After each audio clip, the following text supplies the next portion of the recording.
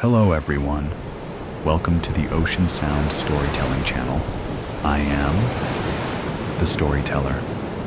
And today, I am so happy to be with you. You may be curled up under a blanket or listening with your ears on a soft pillow. Wherever you are, whatever the time, thank you for being here. Before we begin with an interesting story, please remember to like the video and subscribe to the channel, so I know you enjoy relaxing moments like this. Where are you from? Send me a little hello in the comments. I would love to know which corner of the world you are listening from. Now, relax your body.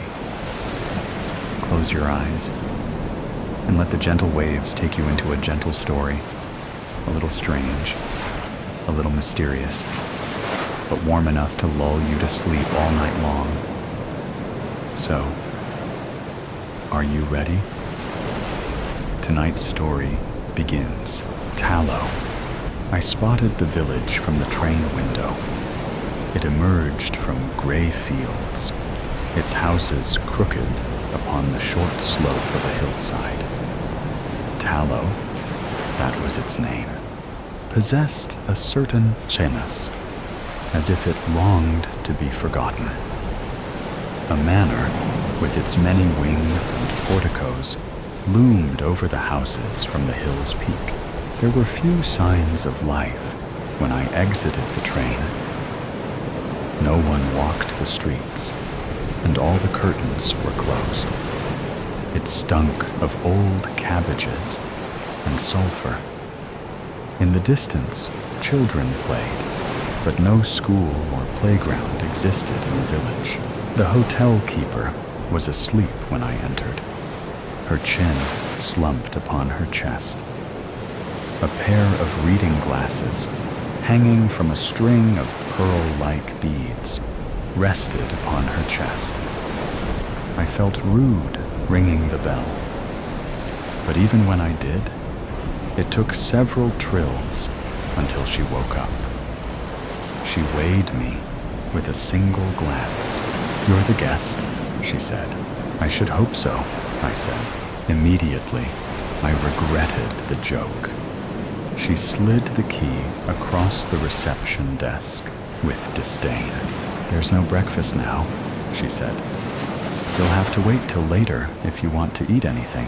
In the lobby, the rack was dense with coats and hats, boots lined up alongside the wall. Despite this, while climbing the stairs and searching through the labyrinthine corridors for my room, I heard no one. Aside from myself, the hotel was unoccupied. My room was the bare minimum. A single bed, a wardrobe for 3 shirts at best, and a portrait, sun-stained, of some once green forest.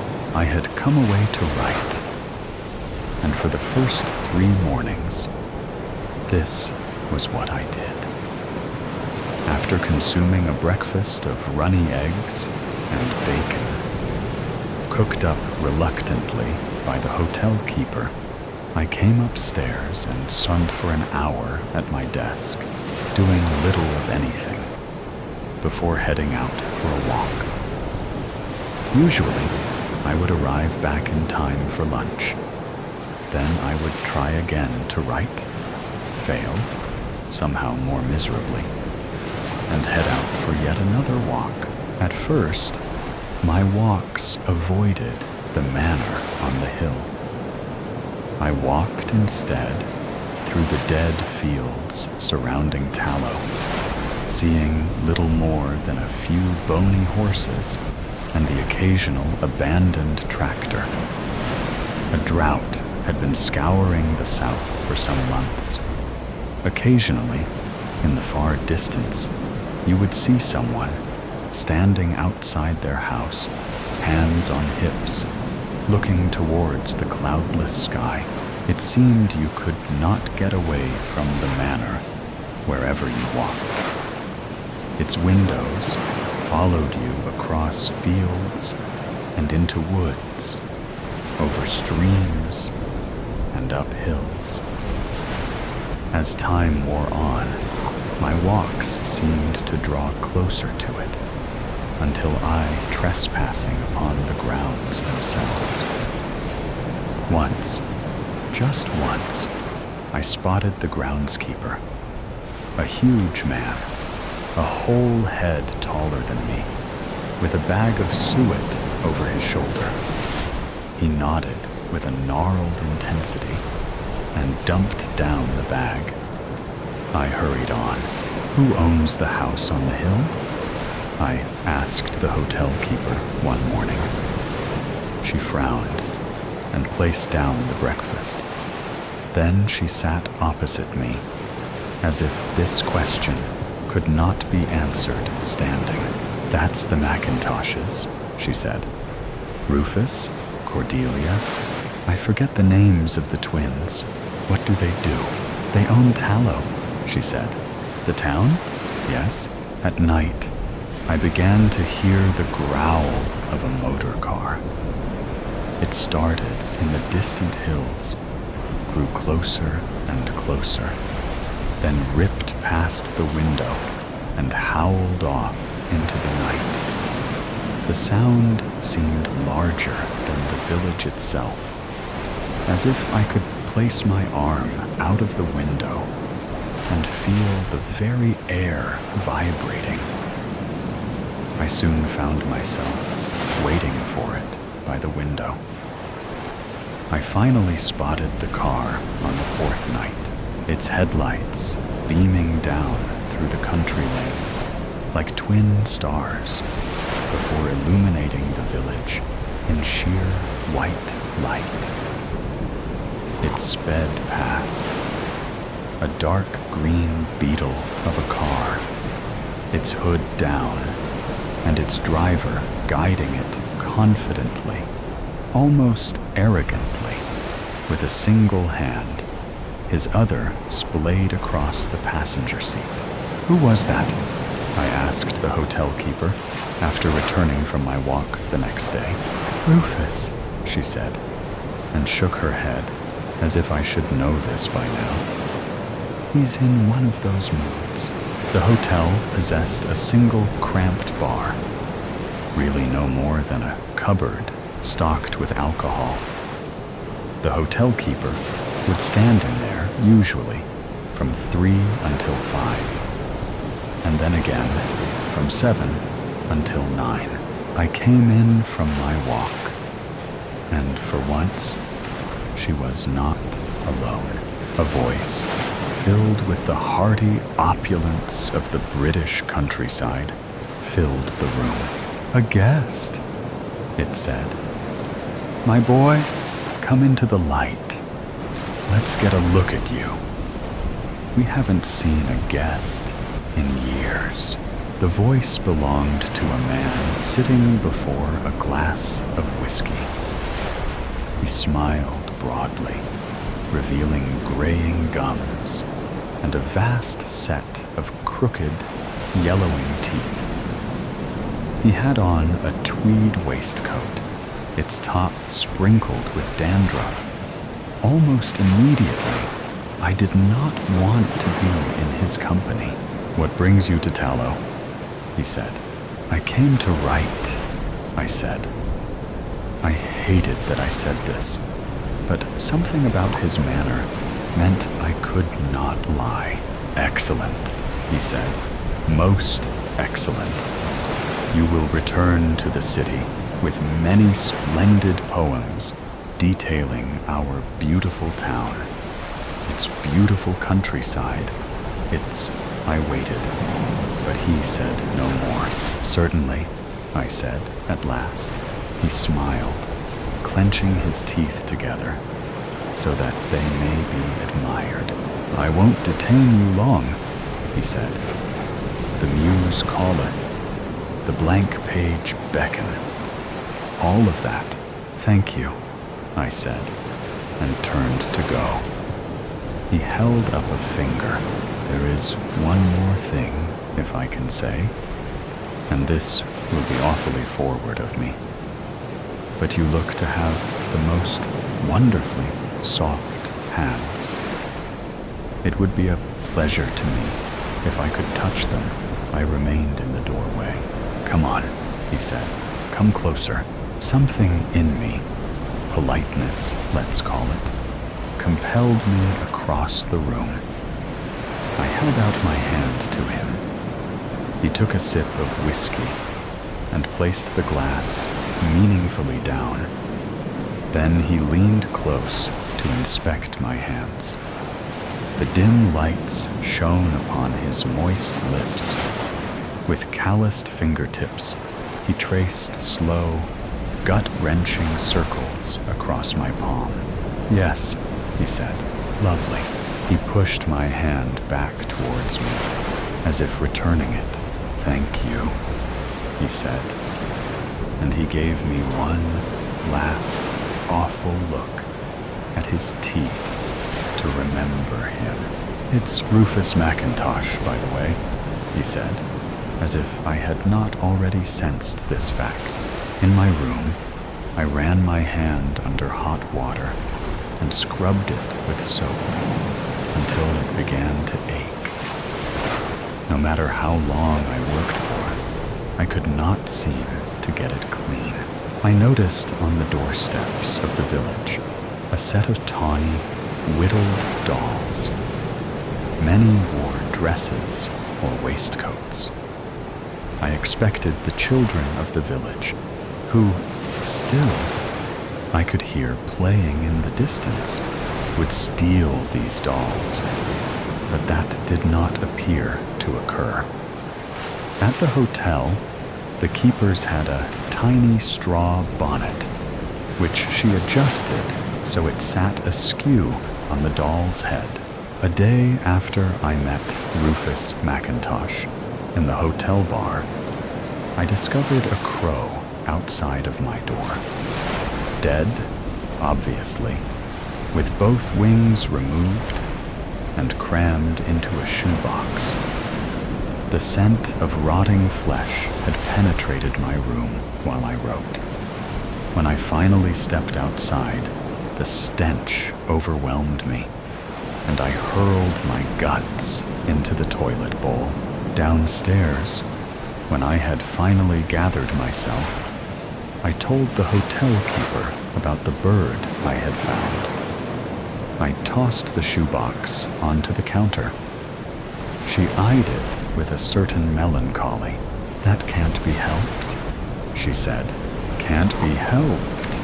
What do you mean, it can't be helped? It's just part of it. Part of what? Tallow. She took the shoebox and placed it under the desk. She sighed. I suppose you'll be wanting a discount. Nothing I wrote seemed to stick. If I wrote a sentence in the morning, I would return in the afternoon and find the words jumbled.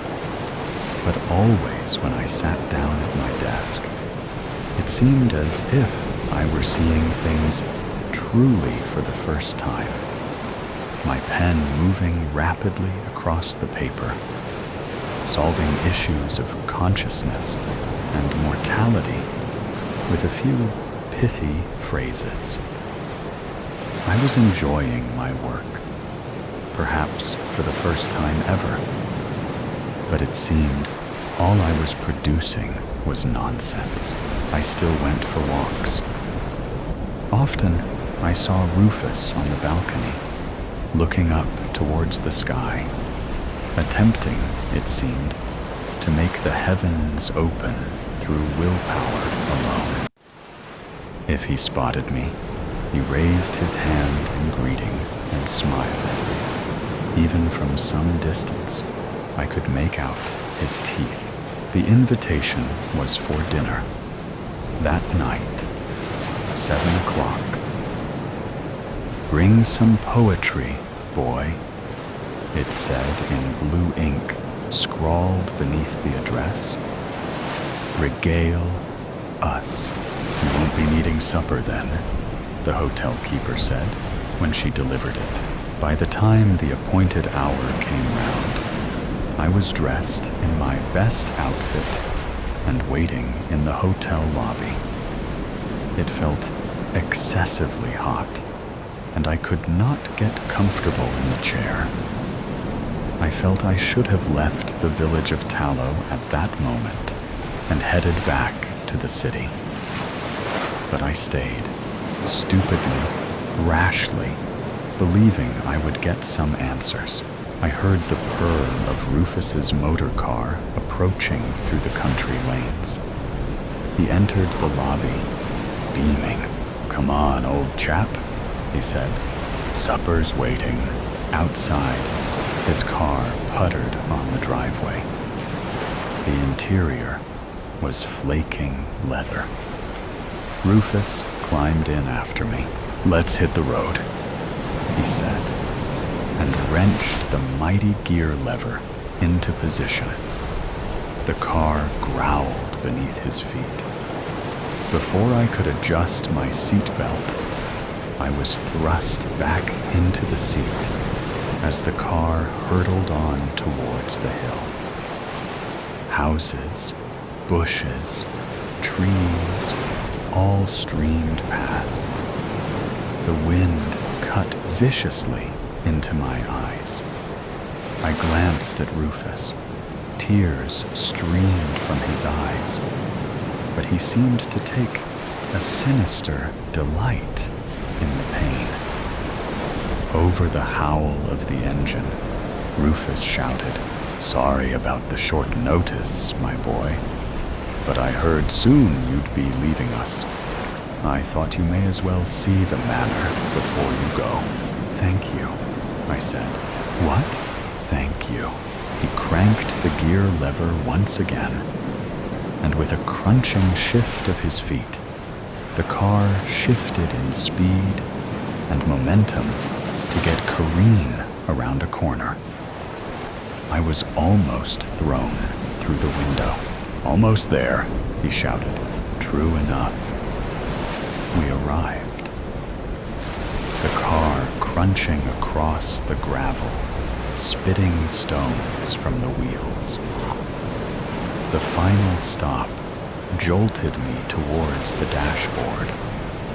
My heart was hammering, my vision blurry. Already, he was ushering me out. "Come on," he said, glancing up at the sky. No time to waste. Cordelia awaited in a long, poorly lit room. At a table spanning almost its entire length, she sat near its head, her wheelchair pressed up against the wood, an empty plate before her. She was veiled and wore a black lace dress, incredibly intricate. Her white silk gloves, like a pair of snake skins, sat beside the plate. Rufus came over and touched his lips to his hand. "A delight," she said, when I entered, and held out a hand for me to kiss.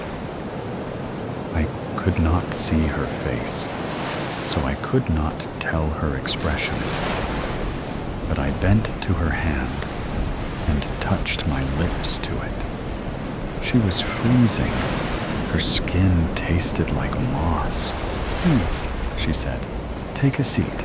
They sat me at the head of the table. When the first course arrived, toast with pâté, they paused, both of them, to see how I would eat it. After I began scraping the paste across the toast, they shared a look, as if to confirm something. And then they too began spreading pâté upon their toast. "Rufus tells me that you are a writer," Cordelia said. "That is true. A fiction writer." "Yes," I said. "He's really very good," Rufus said, mouthful, flecks of toast on his teeth. "I have read all of his books. I, of course, had never published a book.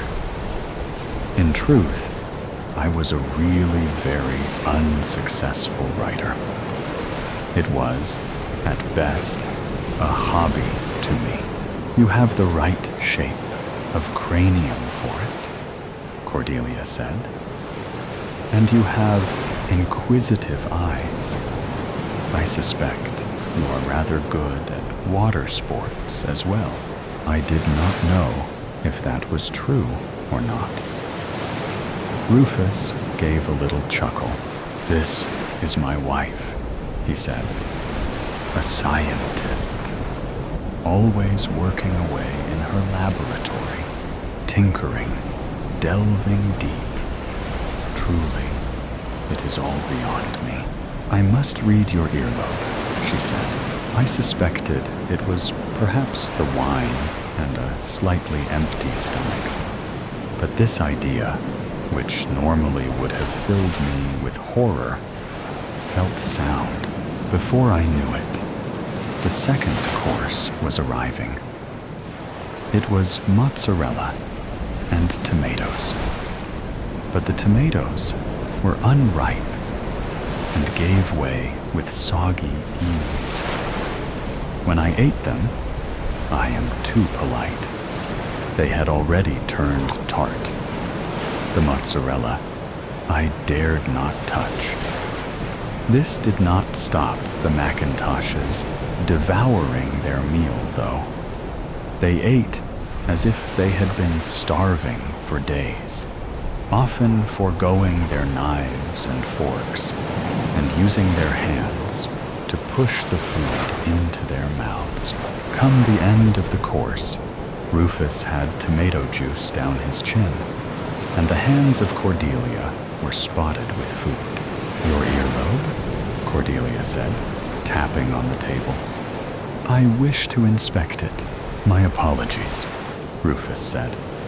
"I suspect this is all a ruse. I told her you had the most perfectly soft hands." I laid my cheek upon the table. She wished to look at the right earlobe. The left, she said, was often a liar. I felt safe doing this for some reason. It was around then that I noticed I felt entirely safe altogether, that the feelings of anxiety and turmoil that had accompanied me prior to the trip had dissipated, that, in fact, the anxiety and turmoil that had haunted my whole life had flown away as well. I focused upon the fingers tracing my ear and felt almost bliss. I smiled at Rufus, and he smiled back, innocently back. "You are beginning to enjoy it, then," he said. "Yes," I said. "I think I am." It was at that moment that Cordelia leaned suddenly forward and, clamping her teeth forcefully down on my ear. Before I could speak, she'd bitten through the bone and swallowed it whole. I passed out. How could you not? When I woke, my left ear was gone. A patch of bloody flatness remained. They stored me in the barn, alone. Once a day, the groundskeeper arrived with my feed. He pushed the bucket through the feed slot and waited for me to eat, sitting, smoking, watching. When I was done, he took the bucket. He felt sorry for me, he said, his voice a low growl. "Then let me out," I said, but he shook his head. "In time," he said. "A few moons." He looked skywards, nodded once. In the nights, I dug at the ground to the back of my cell. The dirt was dry and rough. After an hour, my hands were bloody from the effort. I lost nails, turned my hands black, but did not stop digging. Eventually, I was able to tunnel under the boundary wall, pull myself under and out. A pair of purple bruises, shaped like kidneys, still adorn my hips. I fled into the night. Though tallow glowered below, I did not trust the locals any longer. I found safety in the trunk of a fallen tree and sheltered there for a night. They hunted me, Rufus's motor car tearing through the countryside, its lights emerging over the crests of hills and sending a searching white cone into the darkness. I emerged come dawn, lacking sleep, and hobbled on, my stomach growling. Eventually, I came to a new town, a new hotel, and managed to persuade them to let me stay. How disheveled I must have looked standing in their foyer, with my ear lost and my clothes bloodied. They provided me with a small, ill-outfitted room. That night, in the cramped confines of a single bed, I heard the howling of the car again. I left, once again, before dawn. It went like this for several days, me finding some place to camp, Rufus pursuing. I was heading, vaguely, for London. Still am, really. Though there is no knowing of when I shall arrive, given my kinking and arduous passage through the quiet country towns.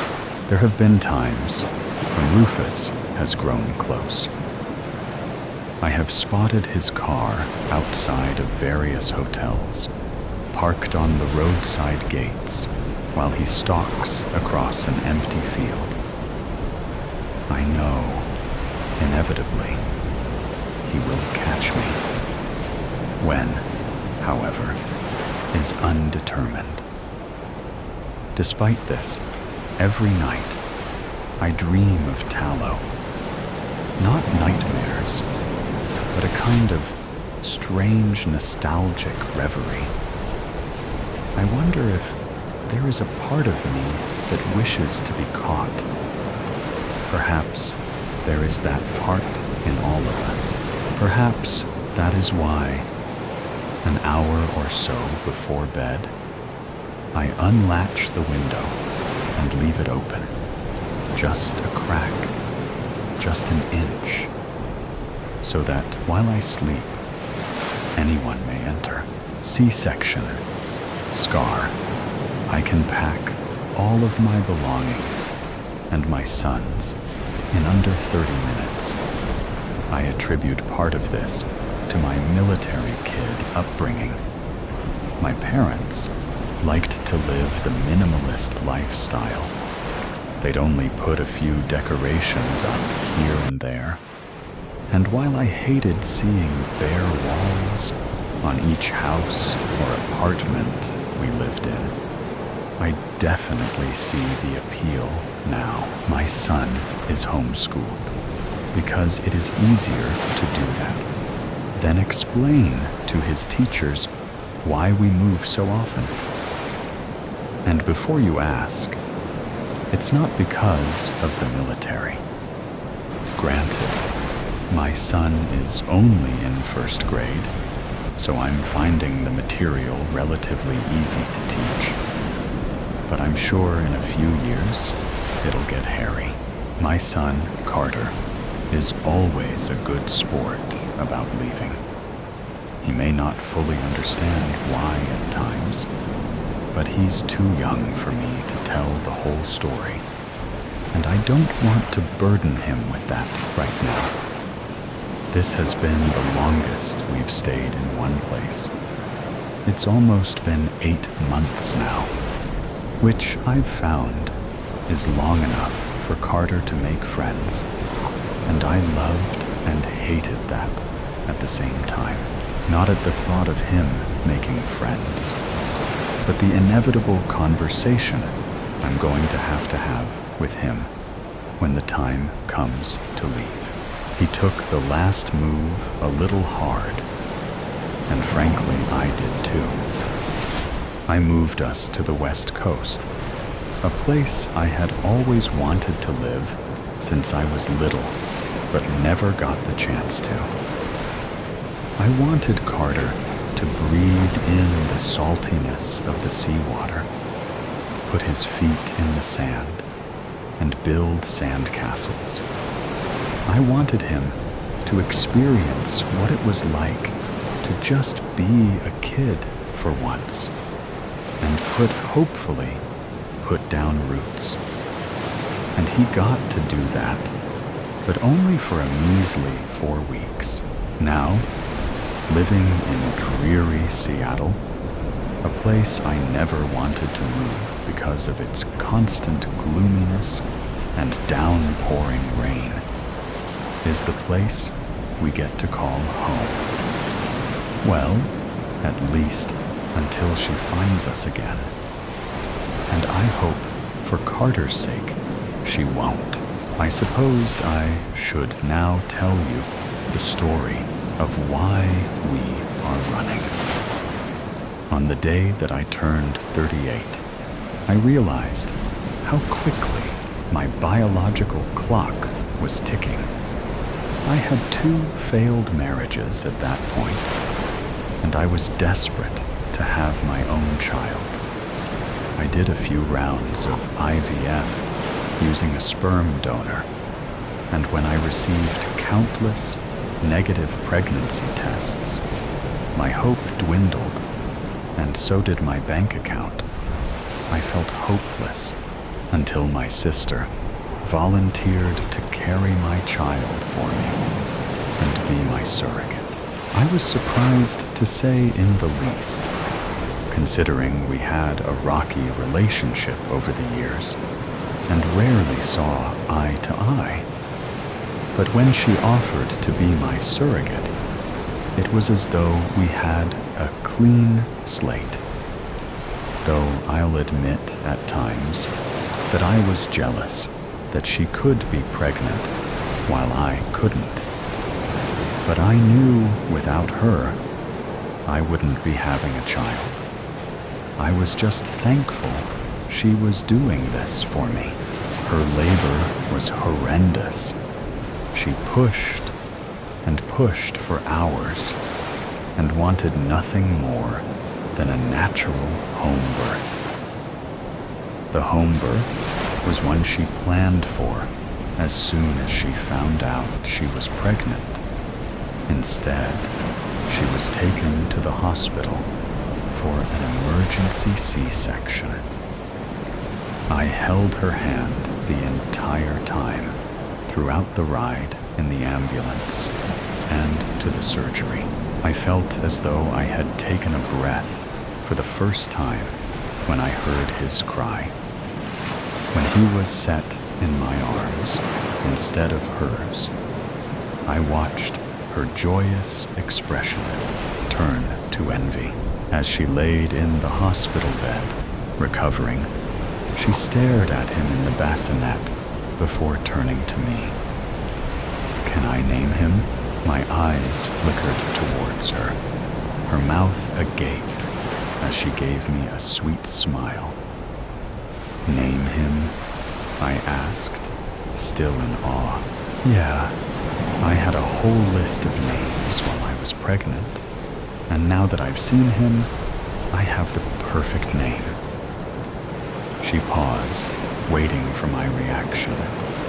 I raised my eyebrow, and she replied, Elliot. Excitement was written all over her face as soon as she said it.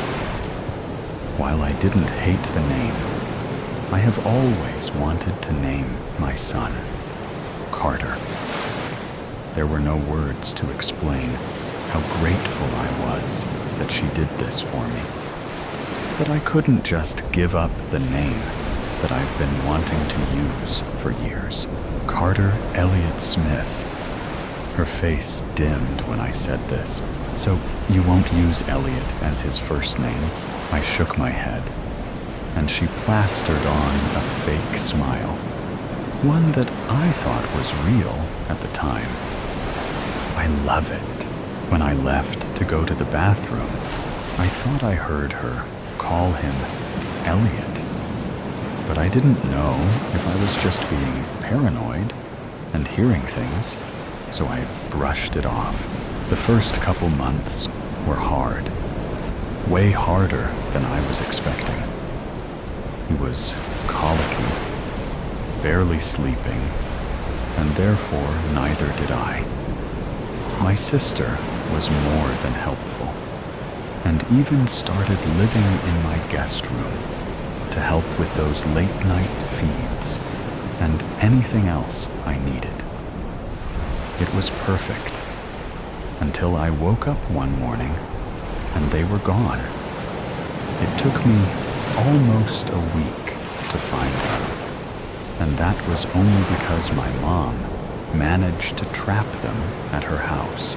My mom knew that she took him as her own when she called him Elliot. Now looking back at it, I wish I never would have taken her up on her offer. Not that I don't love my son, but I don't love having to move every time she discovers where we live. I hoped she would move on by now, but she's reminded of Carter anytime she glances down at her C-section scar. I heard feet scuffle in the hallway, and my breath hitches every time I hear the sound of shoes close to our door. Not knowing whose they were, I walked over to the door and stood on my tiptoes. She's standing right in front of the door, as if she knows I'm standing behind it.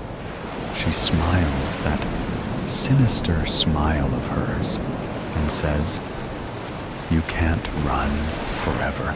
A decently modest proposal. Hey you. Yes, you. Reading this story.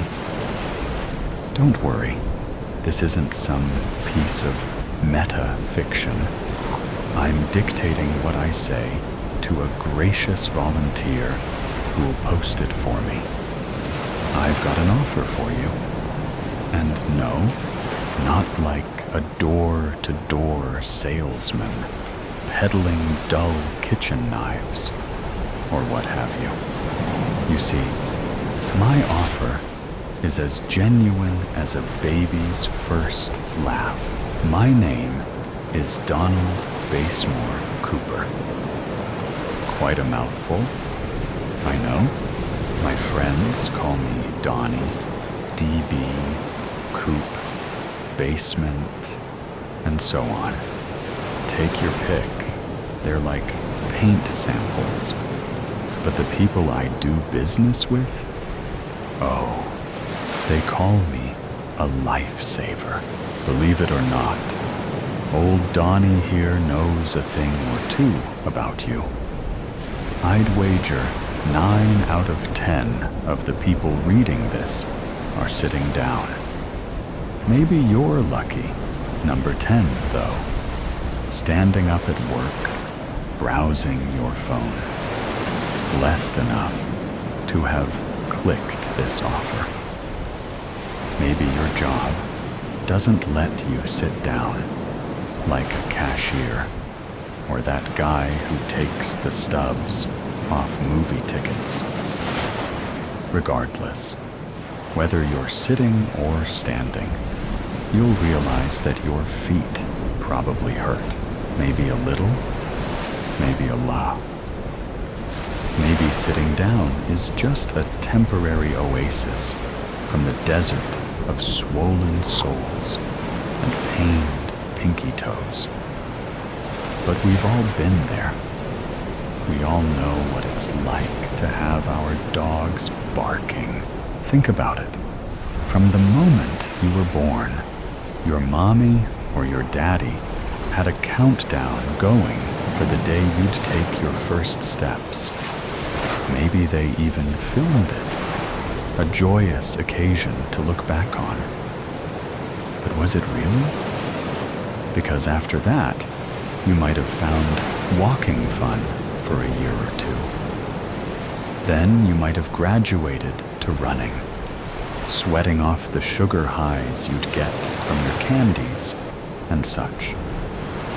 But at some point, I'm confident walking and running just became, vanilla.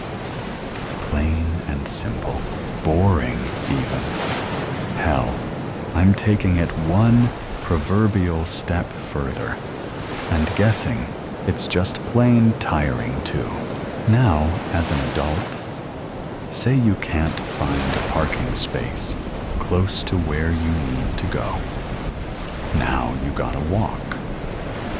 Or maybe the bus station isn't that close to where you work. We haven't exactly designed cities around those of us without cars. Maybe your job keeps you on your toes. Go run this. Go clean this. Go serve that table of assholes their food, knowing they won't tip you. More walking, and even if you try and relax on a weekend, guess what? How long can you last until you go shopping at a store, or even a mega shopping center, floor after floor, dedicated to glorious capitalism, a shrine to enjoyment and consumerism? But your feet will have hell to pay. And I know I can hear some of you thinking to yourselves, but Donnie, I like to walk, run, and jog. Hell, I eat marathons for breakfast. I hear you. I promise you still gotta listen to my offer. You see, why do we do those things? If you ask me, it boils down to 3 different reasons.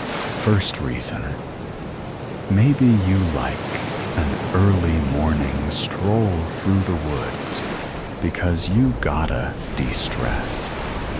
It's calming, serene, reminds you of your mama's womb. I get that. But it can't be the only way you know how to de-stress.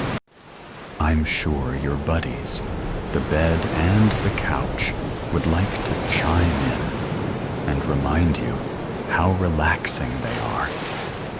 And if you still want to be in nature, watch a bird or two.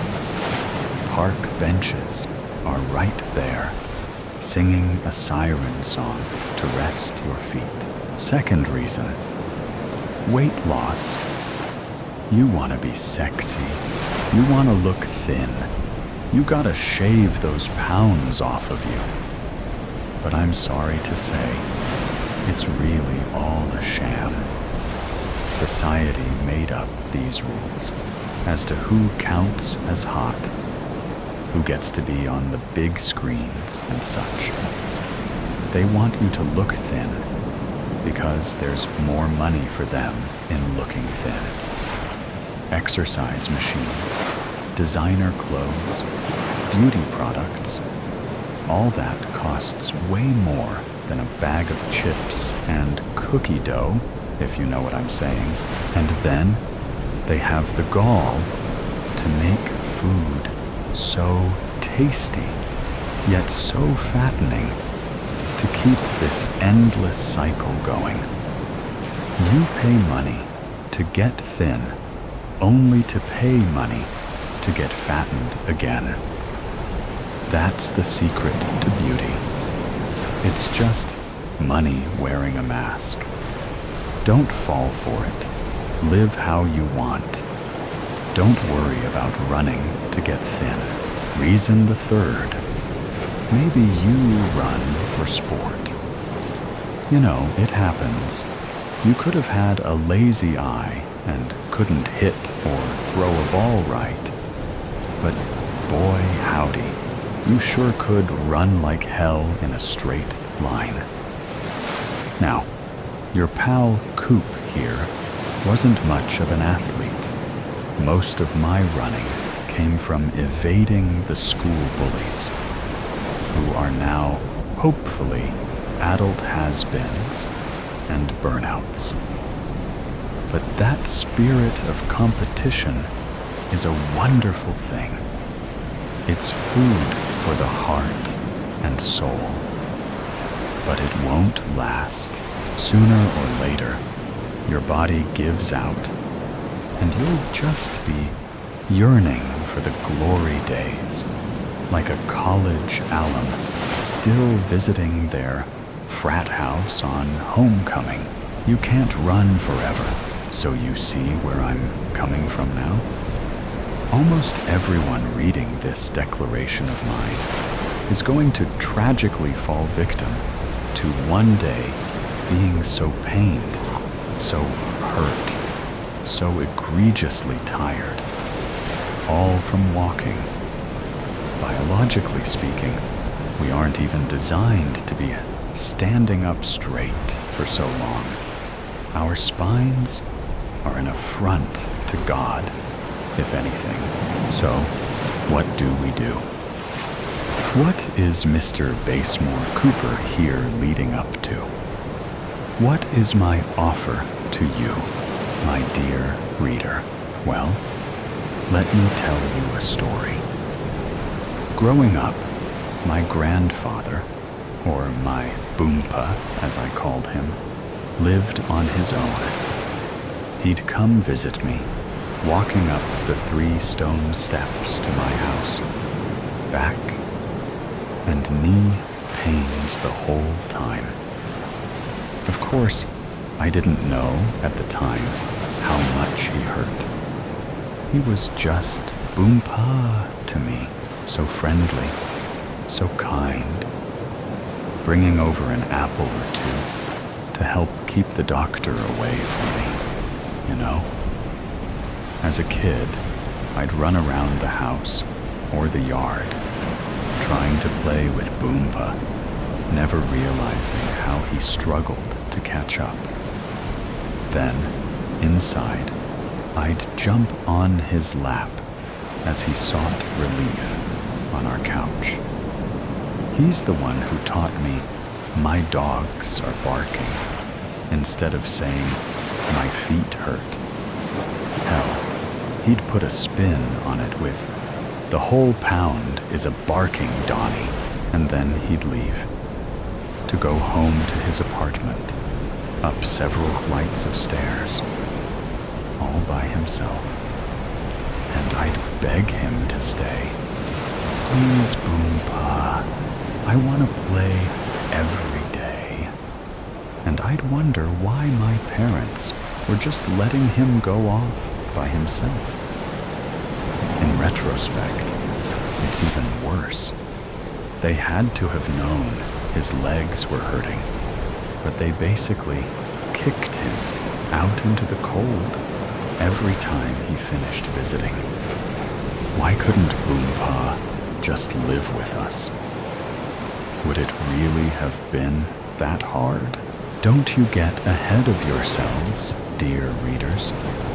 There isn't some skeleton in Boompa's closet. No sins of the grandfather.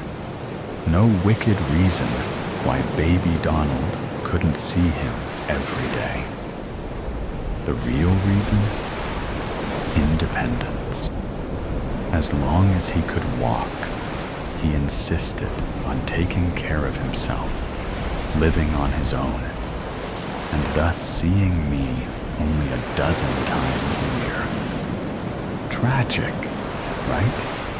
Your hearts must be breaking. Boo-hoo for Donnie. Nah, I should get that I was still lucky to even have Boompa But you know who wasn't lucky? Boompa. Knees sore, feet aching.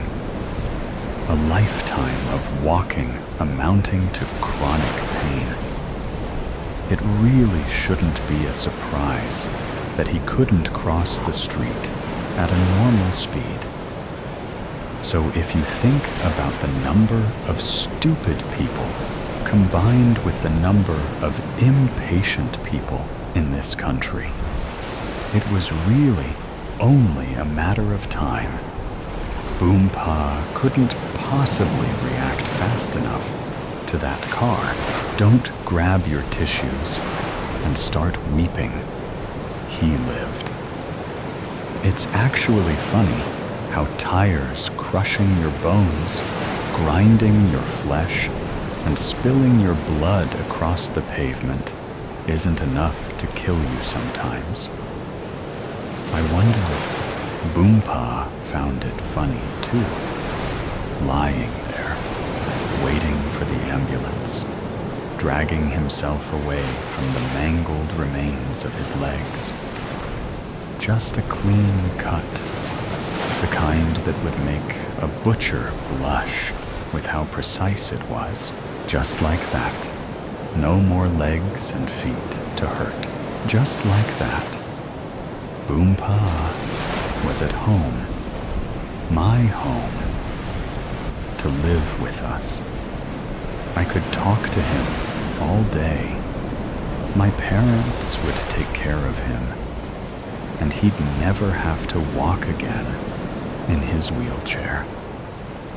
I couldn't be happier that he lived out the last few years of his life with us, fully provided for and loved.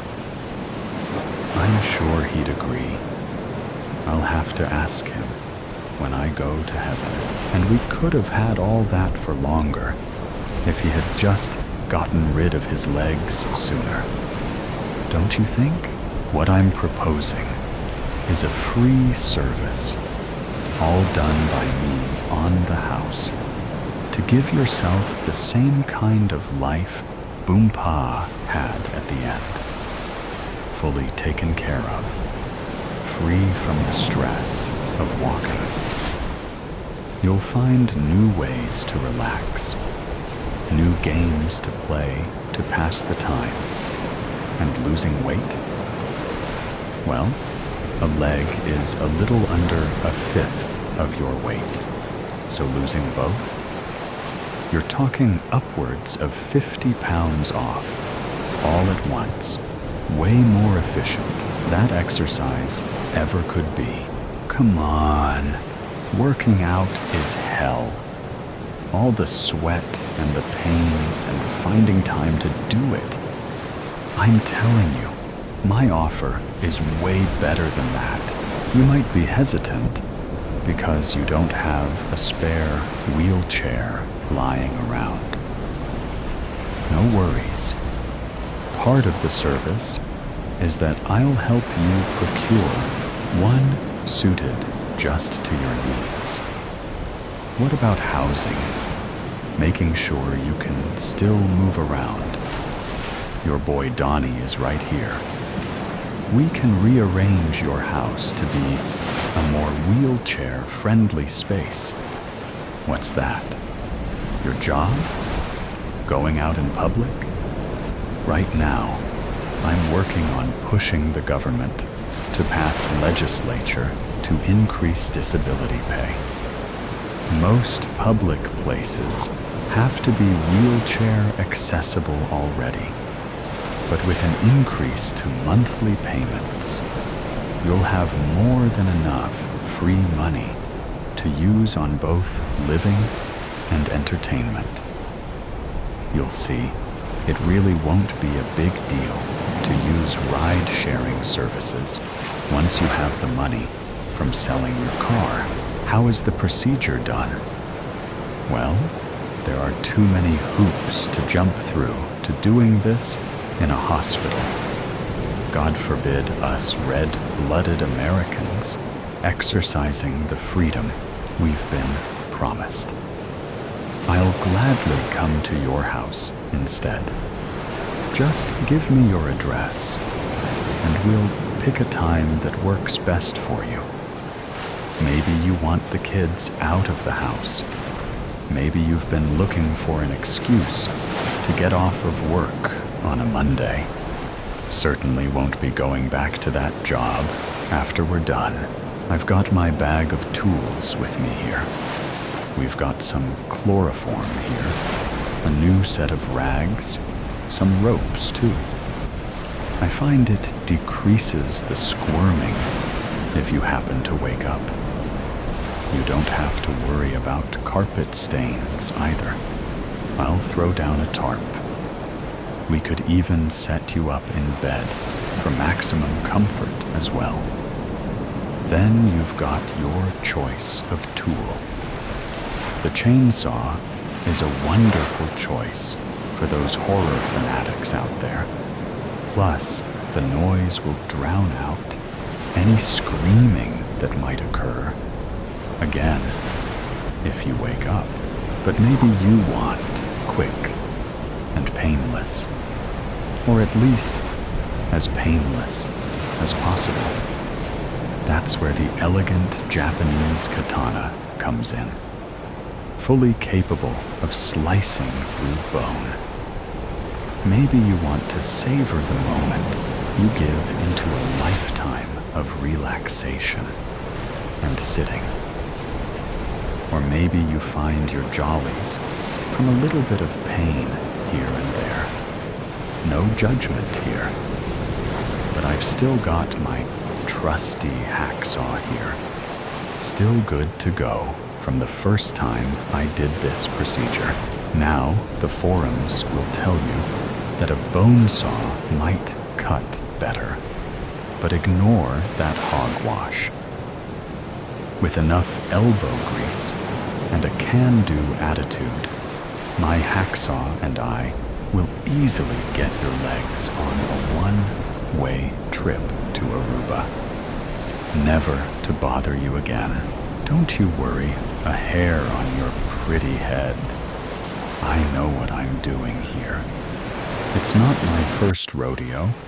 I've had plenty of satisfied customers in the past. It does take a little convincing, but if you met me in person, my pearly white smile would knock your socks off. Be warned, ladies, I'm quite the charmer. I wouldn't be surprised if we end up chit-chatting mid-procedure too.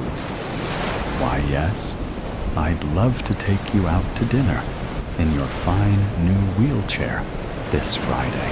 I'll hold the door open for you and make sure you get home safe before I lift you and tuck you into bed.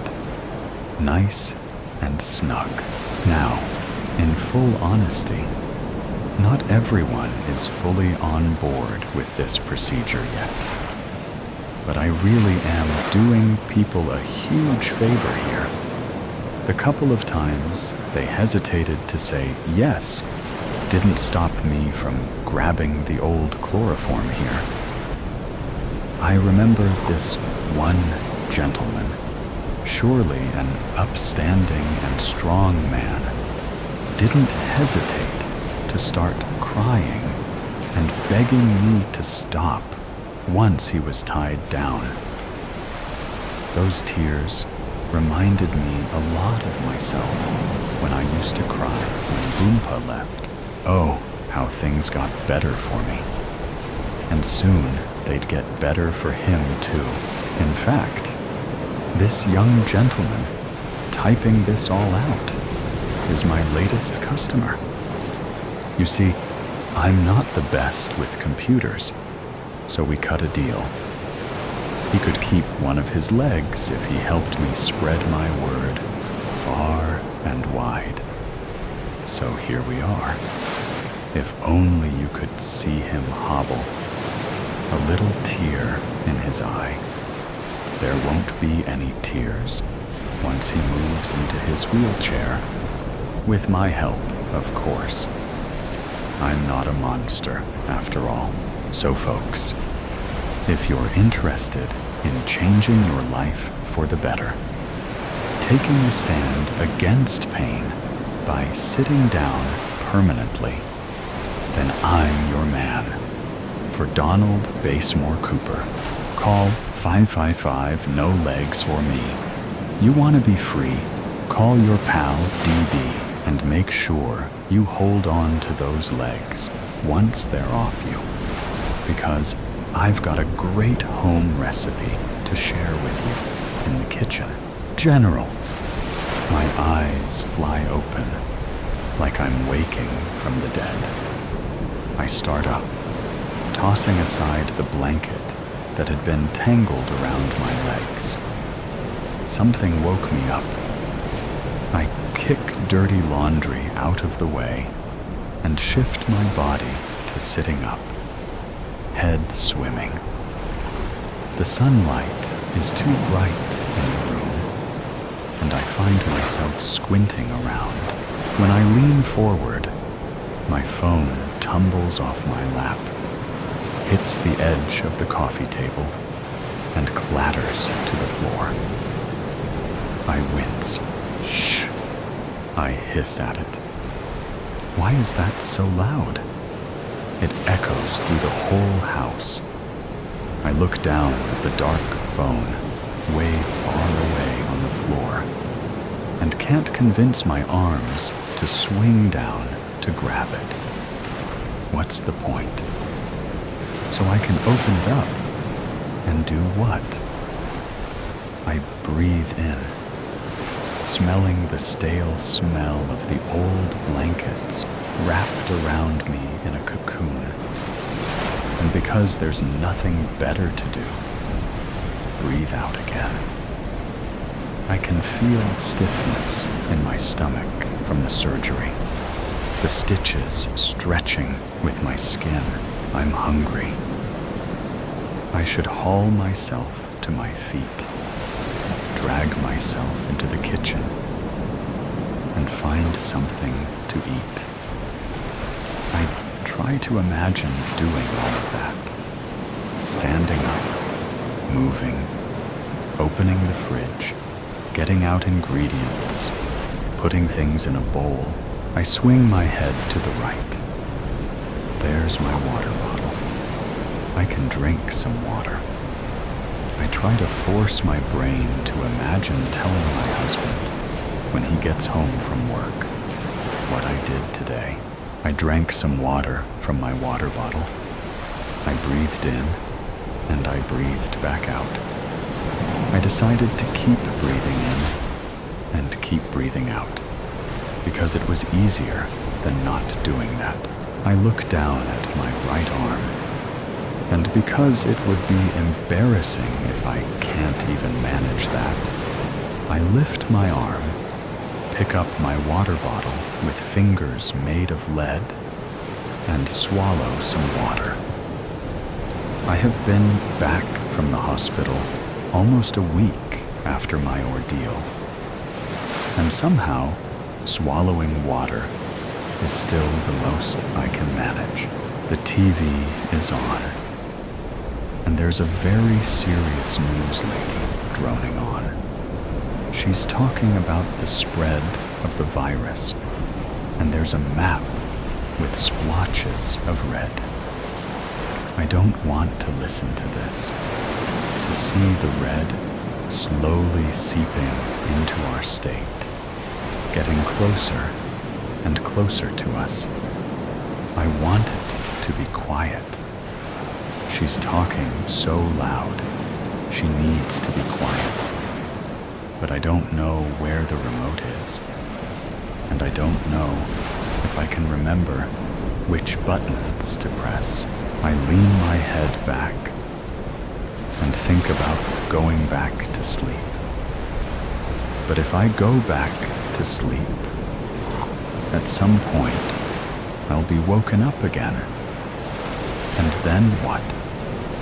Once, I liked waking up in the morning, greeting the fresh world and whatever the day held.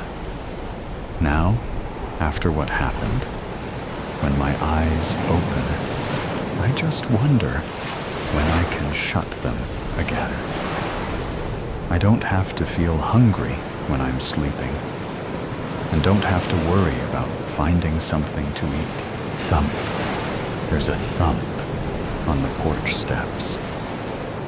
My eyes trace past the cluttered living room, past the TV, out the window, and as he moves, I catch a glimpse of him. There's a zombie climbing the porch steps. I start to stand. Sharp pain shoots through my stomach. I stiffen and pause. Is that pain new? I don't remember it from yesterday. I leverage with my arms, stiff and sore, and haul myself to my feet. I kick at one sock that's slowly coming off my foot and shuffle around the pile of laundry to get to the window. Surely I saw something else. Right? I'm sure I didn't see a zombie. The lady on the news is saying to be very, very careful. She's saying that the virus spreads not just from the bite, but that it's in the water supply too. She's impressing on us how dangerous it is, because everyone knows that zombies are incapable of hurting other zombies. That's why it's spreading so fast. I reach the window and stop. My arms are limp at my sides, and I can feel the lopsided bun on my head slowly falling out. There's something damp on my sweatshirt. What did I spill on my sweatshirt? Outside the window, I see him. He's climbing the porch steps. He's lifting one foot, and he's looking down at it. Then he's dropping it, thump, onto the step. He's lifting the next foot. He's looking at it, then he's dropping it. Thump. I take a step back. He's an old man, a stranger I don't know, with stringy gray hair and mottled green skin. The brass buttons on his moldy wool coat still shine in the sunlight. Looking at them makes one half of my head ping with pain. His fingers are curled into claws. His face is gnarled into a wince, his teeth slimy and yellowed. I turn away. Thump. He's a step closer. I turn again. On the floor of the living room is a bath towel. Oh, that's why my shirt is wet. I took a shower this morning. I start to move, pushing my feet forward. One, then the next, then the other again. I reach for the doorway to the kitchen.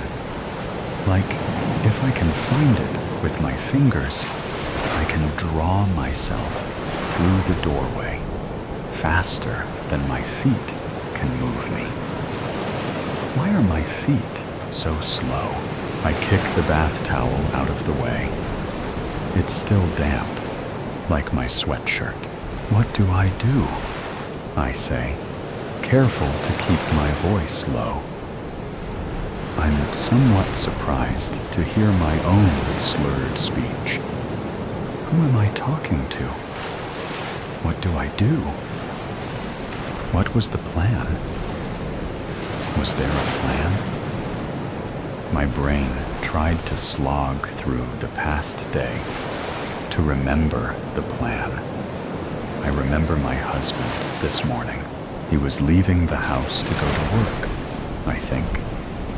He must have been. because he was wearing his jacket and was standing in the doorway. And I was sitting on the couch, heavy-armed and tired, and he'd told me. What had he told me? The same thing he told me every day. Do something for yourself today. Just one thing. I must have said something back, because he smiled at whatever it was.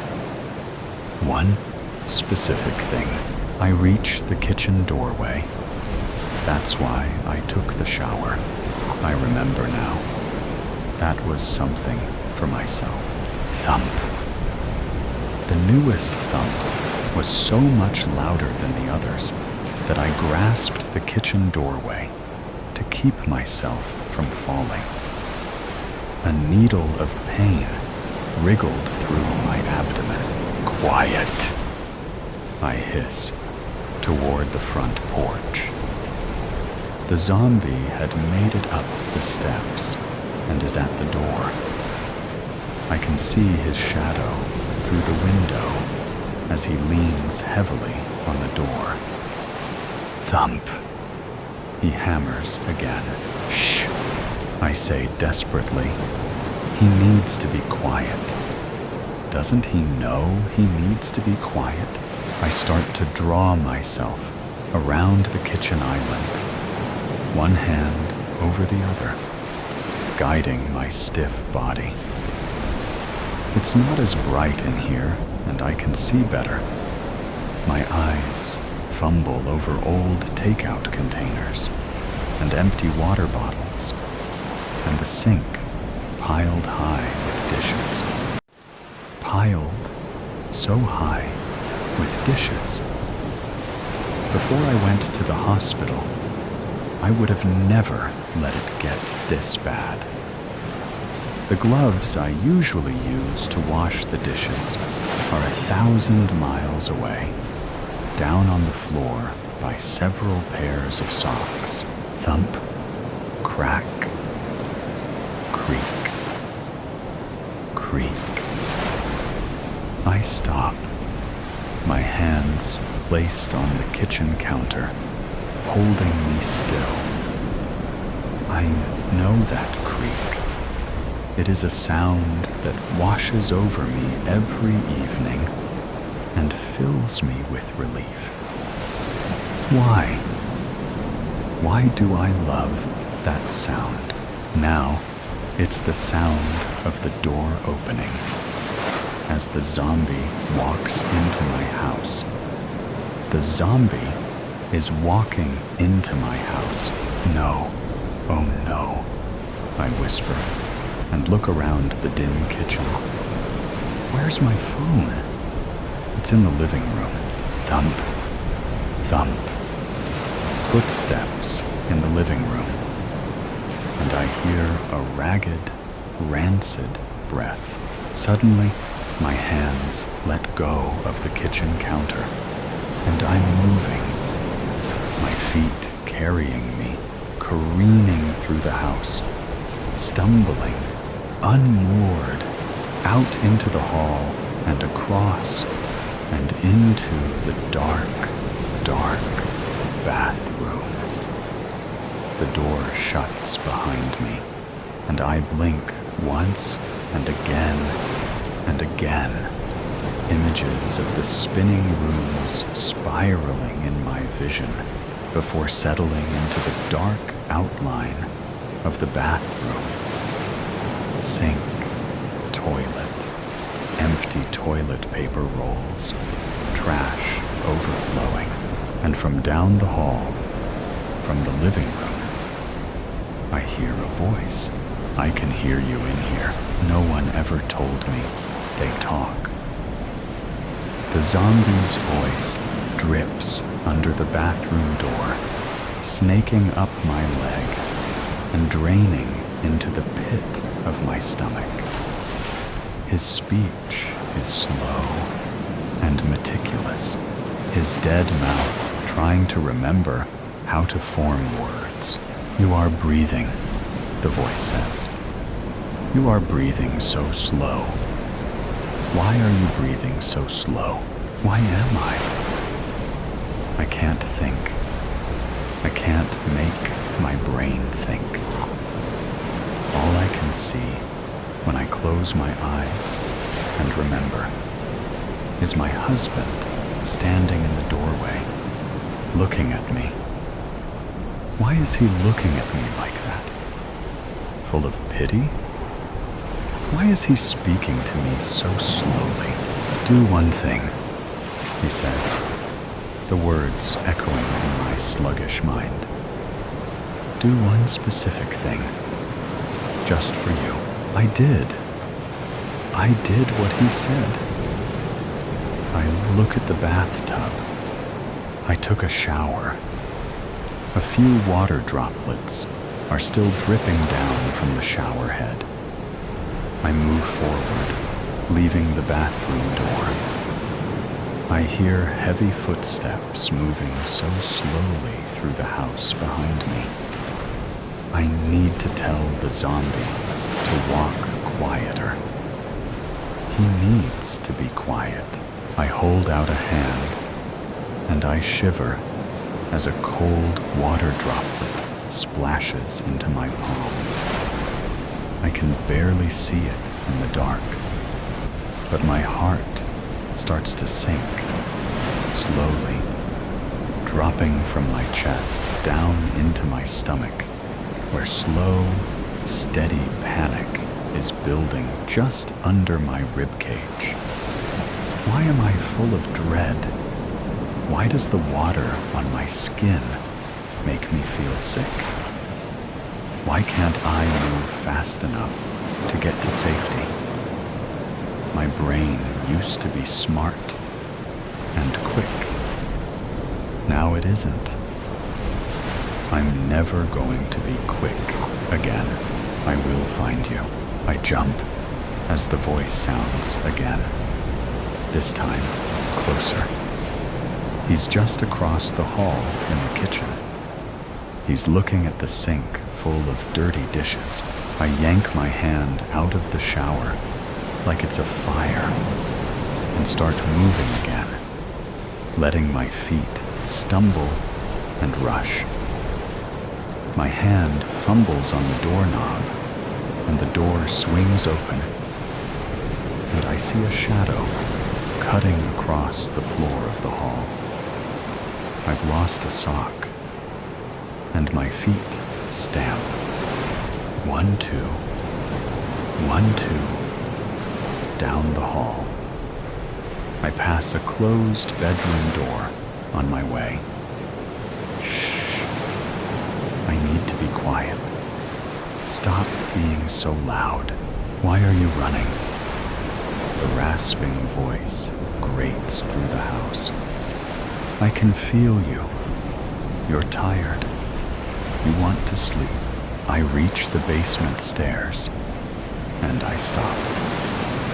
To my left, the back door of the house, leading out into the overgrown backyard, and the bright sunlight dappling on the grass and flowers.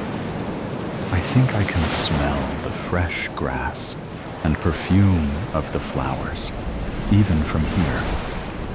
And to my right, the rickety basement stairs, leading down into moldy darkness. You don't want to escape.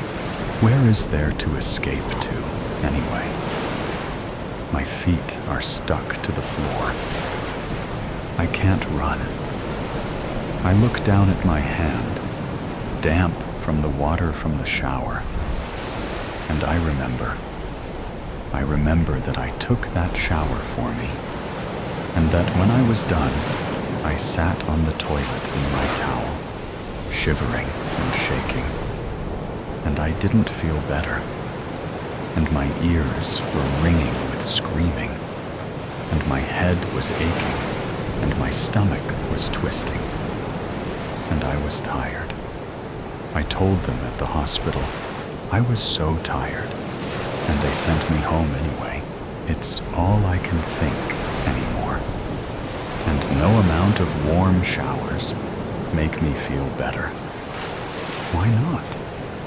I can't seem to feel better. I'm tired. I turn away from the back door, and my feet drop onto the basement steps. I hear him behind me. Thump, thump. He's following. My feet hit the basement steps. Thump, thump. He's following. I reach out, raking my fingers along the concrete walls, balancing my stumbling legs and feet. Where are my feet? Where did I leave them? Oh, they're here. Right underneath me. I reach the cold floor of the basement and step over a puddle at the base of the steps. And I pass the light switch on the wall. I can see from the pale light that shines in through the small windows. Bins and boxes piled up where I left them, half open and spilling their contents on the floor. That was from before, when I cared about organization and neatness. Now, I can't even look at them. That's right, the croaking voice says. It's coming from the top of the stairs. It's grinding down the wood steps and splashing onto the concrete floor. Go down into your grave. Go down to drown alone. You do not want to walk back up again. My fingers trail along the dusty top of a box, then the edge of a bookshelf loaded with cans of beans and tomatoes and vegetables. My glazed eyes trail over the rows of cans, and I have to blink myself awake. I used to be different. I used to be awake. After what happened, whatever else there is, it's like I'm gone. I have to press a hand to my stomach, holding in my stitches and my guts even to walk. I miss the person I used to be. My feet shuffle along, 1 foot warm, 1 foot cold, 1 sock on, 1 sock off. I weave my way through the old bikes and laundry baskets to where the washer and dryer are crouching in the corner. I can hear his loud feet on the steps. One thing, one specific thing, just for me. I want to scream, to fill my lungs and holler as loud as I can, but instead it comes out as barely a whisper. Be quiet, I hiss. You need to be quiet. My hands rest, one on the washer, one on the dryer. I pause. I need to remember how to use my knees. I look down, and I remember, and bend, twisting at the waist, and bending my creaking knees all the way down until I'm on the floor. It's damp down here, water trickling in through the cinder blocks and oozing through the cracks in the floor. I place one hand on the cold floor, the water stinging my fingers with how cold it is. I reach behind me with the other hand. He's on his way down the steps. The steady thump, thump, thump echoing through the house. He's going faster because he knows. He knows why I came down here. Shh! Behind me, A dial on a metal safe clicks. Thump, thump, then splash. He reaches the puddle at the bottom of the stairs, and my eyes slowly look up, up. He's tall and broad-shouldered, and I can see, in the dim light, the glint of his yellow teeth gnashing together. His eyes narrow when he sees me. Click, click, the dial behind me. There you are, he says, and he's moving, his hands bumping into dusty boxes and canned goods. I'm still crouching, and I can feel the water seeping into my sweatpants. I should be shivering, but I'm not. It feels almost warm. Warm, like blood, like my blood, pumping through me, swift and sure. Here you are, he says. The safe clicks open, and my hand closes over something familiar and solid. You're hiding down here to be found, he says, an ugly smile curling his gray lips. I'm holding the familiar object in my hand, and his eyes land on it. The smile widens, his teeth grinding together, spit dripping out of his mouth and onto his moldy coat. I raise a shaking hand. I pull in breath, and I let it out again. You can't do that, he says, his mouth fumbling over the words, spitting them out one at a time. He raises a crooked finger with a broken, bloody nail, pointing toward the ceiling and the floor above us. If you do that, you won't be quiet. Don't you want to be quiet? I do want to be quiet. I want to curl up down here in the warm water and sleep, where I can't feel hungry, and my stomach and hips and back don't hurt, where my head doesn't ache. He must see my shoulders sag, because he takes a shuddering step forward. You came down here to die. No, I say, and my voice is louder than it should be. One specific thing, just for me.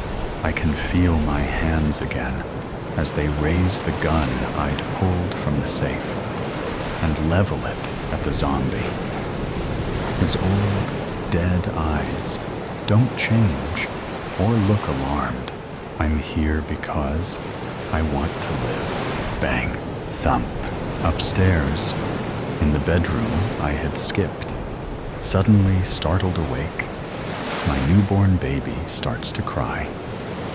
I look at the rows of canned goods, vegetables and beans and soup. I think it's time to cook some lunch, all for science. It's a jungle out here. I'd been warned. Predators and prey of every size and description around every corner. Anywhere can be breathtakingly beautiful and equally breathtakingly deadly. Stay alert to stay alive. Even with safeguards in place, I find myself in terrifying peril. Time's running out. The end is near. I fear no help is in the offering. I am on my own. No hope left. It's getting more and more difficult to breathe. Humidity so thick, it's like sucking a wet sponge. But I can't give up. Yet. I see my short life flashing before me. Might pass out soon. How can this be happening? Psalm's Law. Won a grant to study rainforest in Amazon. All for science. Far back as I can remember, I had a love for plants, instilled by my mother. Rest her soul. She raised exotic plants. So I wanted to emulate her, made it into a great university. Oh, that hurt. Can't think straight. Getting lightheaded. Most of my history will be found in my journals. When did I last make an entry? Right. When I arrived. Was going to add more tonight. Oh, well, best laid plans. He has me pinned right where he wants me, trembling in fear. Grip tightens. Oh, hope Adam knows I really did love him. Wanted to be his wife, but so ironic when I think about it now. How we were saving ourselves for marriage, mutually agreed. The right thing to do with our bodies. Not give in to temptation and all that. Yeah, we made it to some bases, but overall, still a virgin.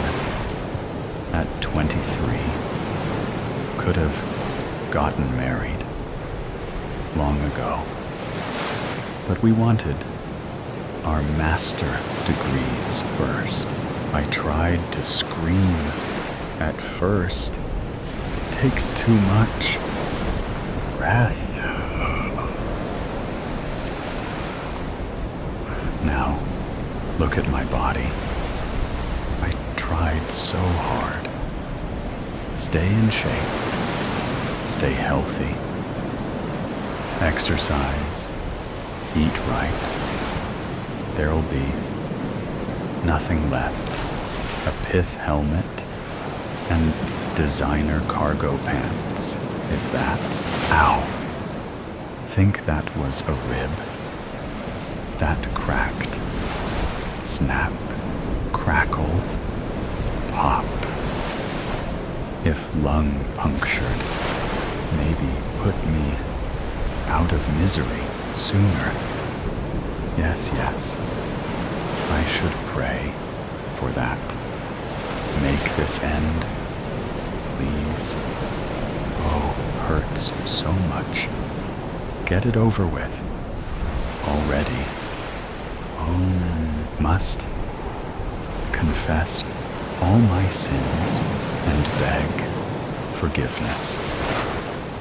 Please forgive me for not serving you and my fellow man better. Thank you for saving grace. Remember me in your kingdom, please. So cruciating. Think pleasant thoughts. Night first met Adam. Halloween party, college, junior year. Friend convinced me wear outlandish costume. A leathery sleeping bag looking wrap that looked like a giant anaconda swallowing me whole. Ironic, right? lower jaw pushed up my D-cup cleavage to my neck. Only my arms and head stuck out. Above the form-hugging, diamond-studded snakeskin created quite the shapely bulge 40 and 26-36. The upper jaw looked like a hoodie coming over my head. Adam and every other straight male took notice, but Adam's field of study is snakes. They're his passion, more so than me, I fear. He seemed jealous of my trip here. I only look at plants. He would have so many snakes to admire snakes. Ah, believe. He would classify this charmer as a reticulated python. He has me wrapped in multiple coils, intending to make me his meal. I'm afraid, enjoying squeezing every last breath out of me until I pass out or die, making me easier to devour whole without a struggle. More bones he can break will make me slide down so much easier. It won't be long now, being crushed like a tin can. Everything hurts, breaths getting shallower, all alone on a hike, not far from camp. Stopped to examine flora. He dropped out of canopy above. Even if I looked up, he would resemble dripping vines. Was he stalking me, or I happened to stumble into his domain? Easy prey, fast delivery, knife strapped to my thigh.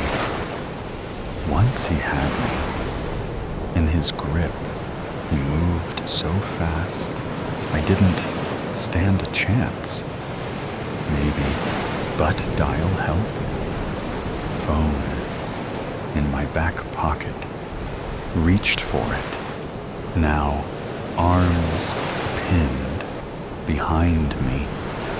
Chest thrust out between coils. Pretty picture, no doubt. Oh.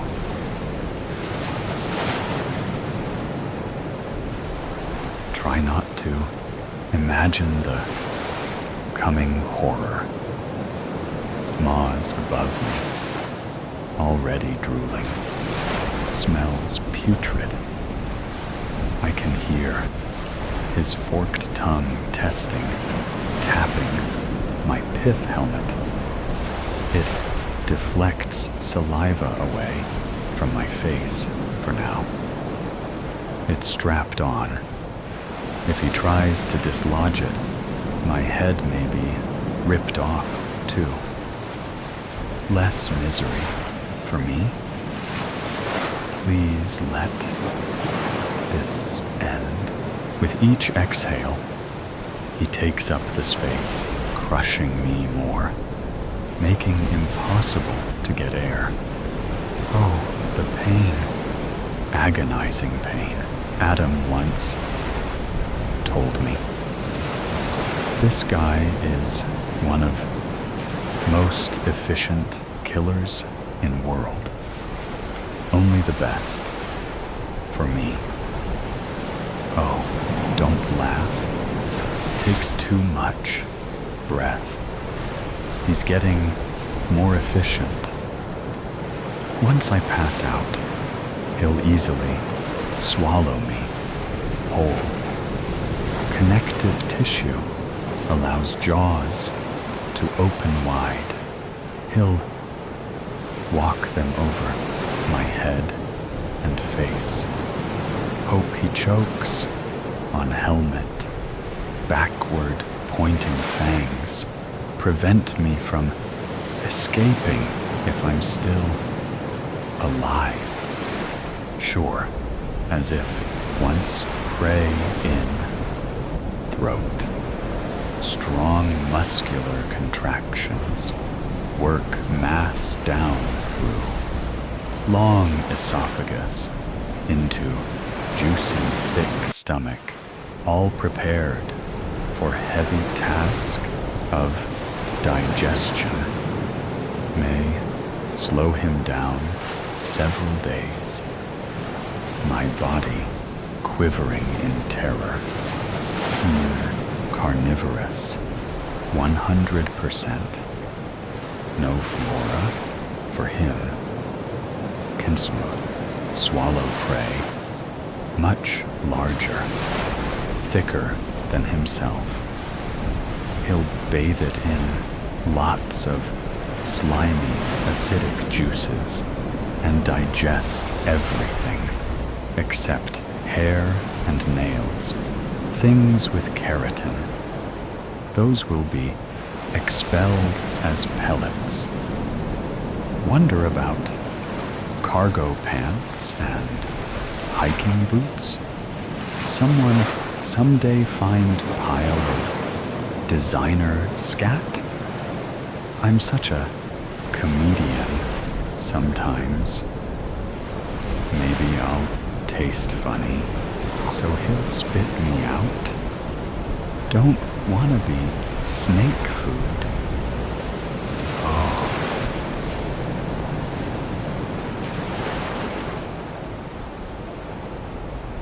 Skalda, is someone over there? Behind those ferns? Help me, please. Fading fast. Out of time. Hello, Eve, my love. Imagine finding you here, hanging out with a serpent. You're turning a bit purple. Oh, Adam. Thank goodness. Save me. Can't breathe. He's breaking every bone. The pain is unbearable.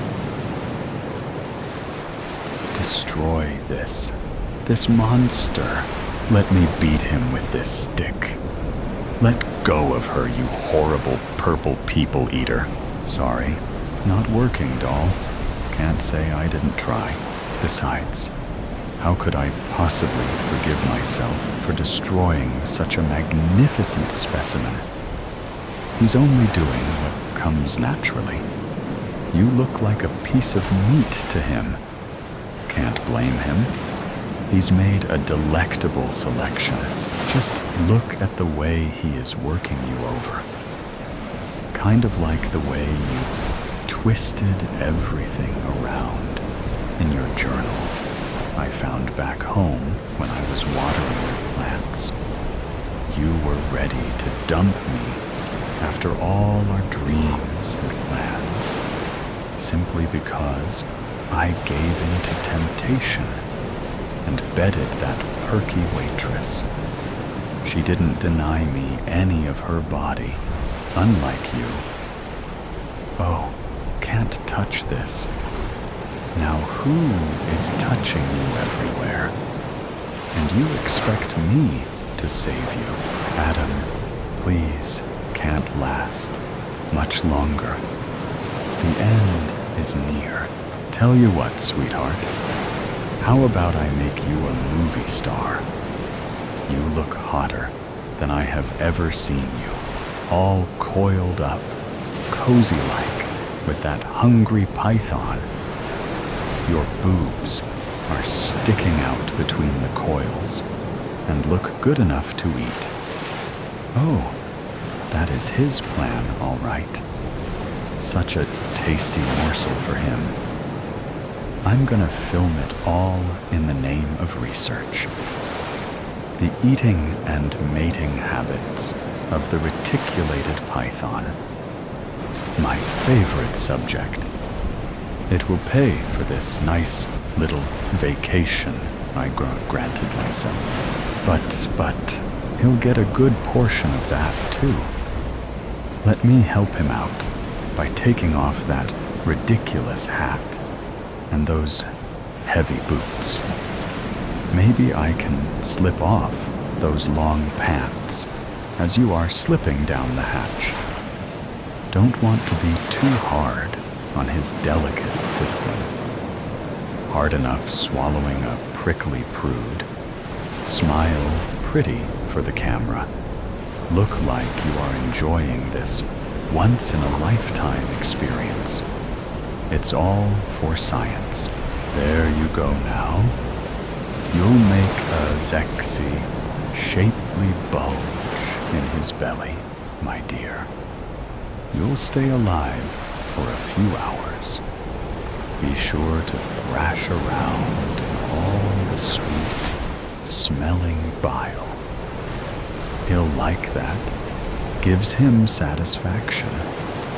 And it'll speed up the digestion so the burning won't last as long. I did mention it's gonna burn a bit, didn't I? Have fun. The end of Eve as we knew her. Epilogue. Adam. I'm funning with you folks. Of course. I waited a couple of hours, then showed up at her camp where they were missing poor Eve. I led a search party, and we happened upon this large, long, legless lizard, lounging languidly along a sunny ledge with a bulging bobble about the belly. In the name of science, we opened it up and found a slime-covered beet red, boiling mad, but still beautiful, busty, blonde botanist. She never would marry me, but she made a fortune telling her tale of what it felt like to be swallowed whole. And my secret porn video went viral. All for science, you understand. Diary of a serial killer. How might one endure the silent and secluded nature of winter? Be the bear. Enter a deep cave. And dream, dream, dream. Jacqueline Suskin. I probably shouldn't be writing this, but oh fucking well. When the most precious thing lodged in your heart is ripped out and crushed by an unthinking alcoholic asshole driving with a revoked license, you do things, unimaginable things, and not just burying your beloved 8-year-old son, which was not on my shitty life bingo card, OVS, but life wasn't shitty before. The word should be capitalized. Before. No, better yet, the before, because now life was rent in two, forever separated by the gaping maw of rage. The before and the after. A fissure of overwhelming grief that quickly cracked, allowing the steaming, boiling lava to emerge from her core. Oh, he would pay. That drunken dickhead. His money won't protect him. Not from me. They gave her the code name Mama Bear.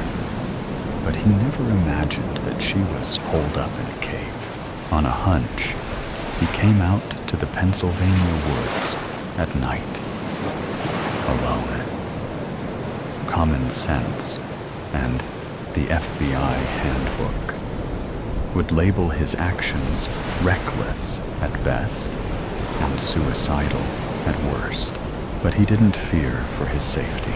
Mama Bear targeted a certain type of prey, Except for being a male, he didn't fit her profile. Funny. They were both profilers. October snuck up behind him, picking up the crisp air, tossing it around. Playing offense, it switched tactics, threw it toward his face, temporarily snatching his breath. He continued to climb, quiet, crunching under his boots, allowing the patches of clearing and the light of the frosted full moon to guide his steps. He'd reach the cave no matter what, so the easy way was the best way. He put his hand in his front pocket, felt the crumpled page of a diary. The paper crinkled like the fallen leaves underfoot. It was mailed to him at his office. This one and the other entries. He had the sense to turn in the others, but not this one. Well, most of the others. She vowed to herself that she would abstain from killing for a month, or so she wrote. By his accounts, it was day 30. He hoped her undated entry referred to October. At least he would have a day, one day. It was easier than I thought. I would say too easy. But that motherfucker mowed down my baby like a shirtless, beer-bellied jip-off, hurrying to cut the grass before the Buccos game. Maybe it shouldn't be hard. Justice shouldn't be hard. Not in the semblance of a fair world. Leaves skittered and scurried around his legs, tumbling over each other like playing squirrels. He stopped, inhaled deeply. He loved the smell of fall, that last exhale of trees mixing with ripe decomposition. I'm so glad I live in a world of Octobers. He smiled at the memory of his sister, quoting Anne Shirley. Not so long ago, his smile fell. Not so long ago, yet forever ago. Tragedy has a way of altering time, elongating some parts and compressing others.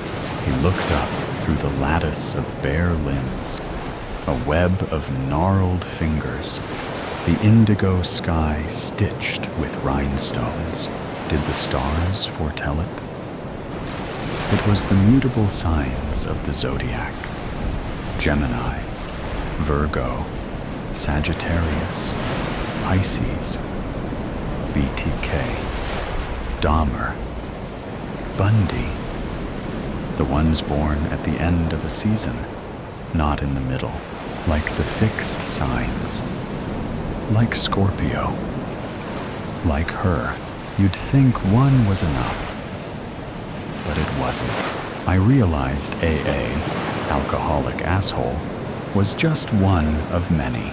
Sure, I settled my score, but what of the other moms?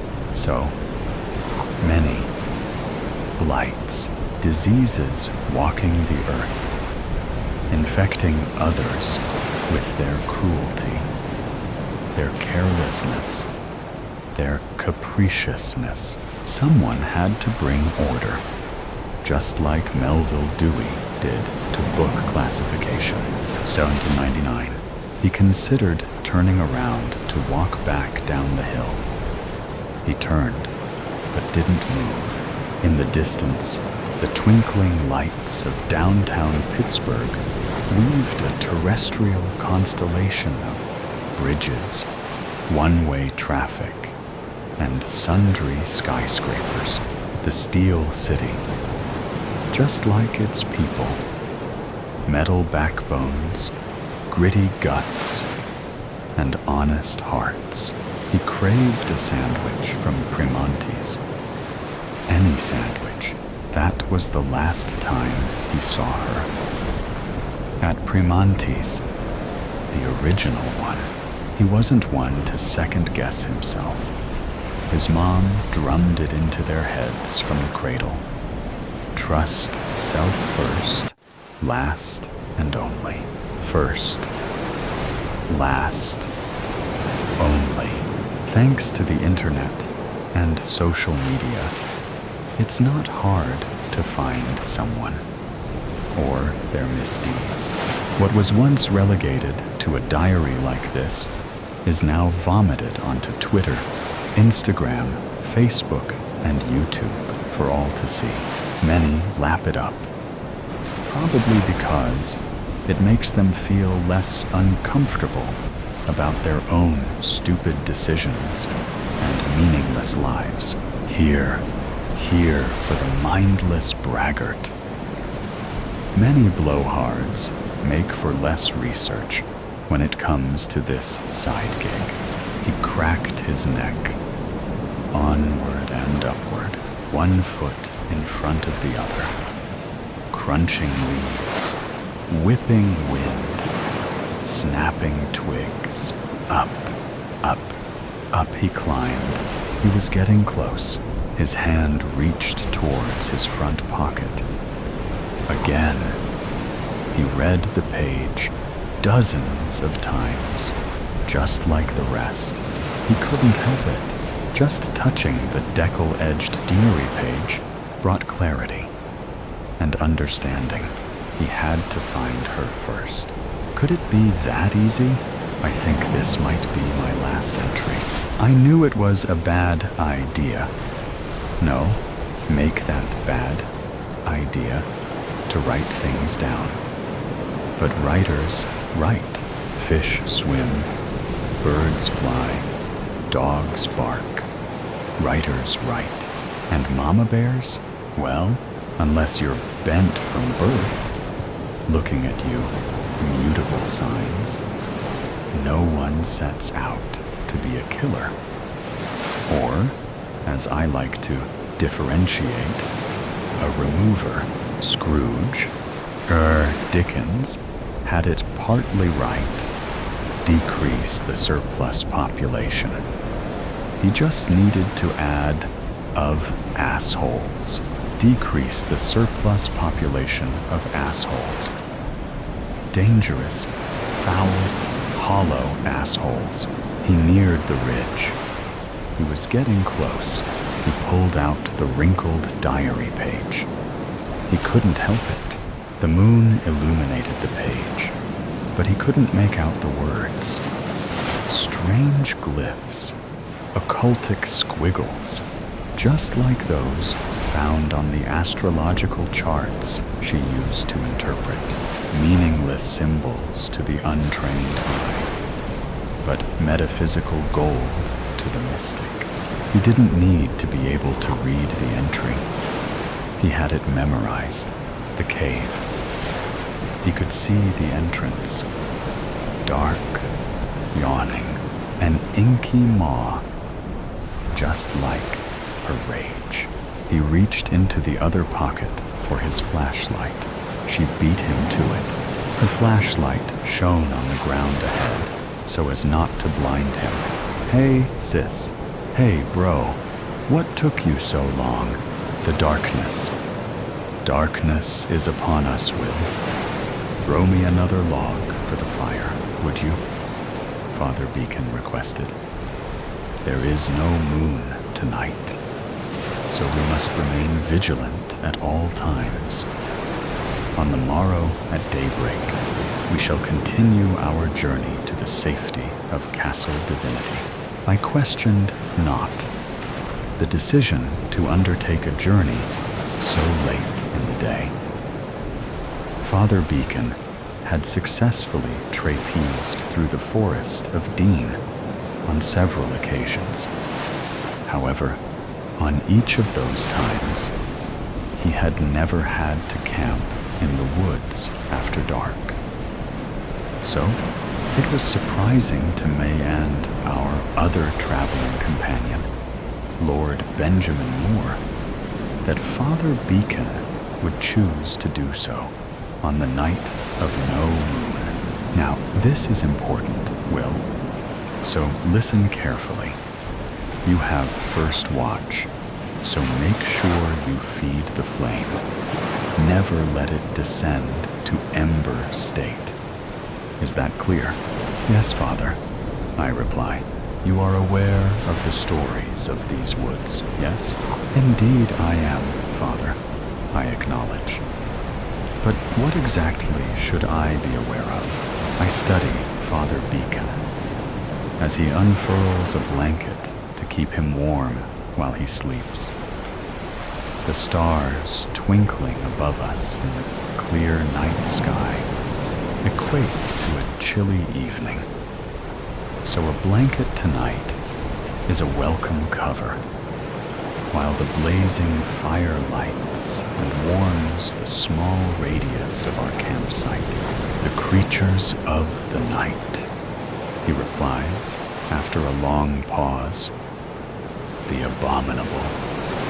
But for as long as you keep that fire burning bright, they will not venture forth from the shadows beyond our glowing pale. Do we have enough wood to burn? I innocently ask. Enough for my sleep, he replies. What after that?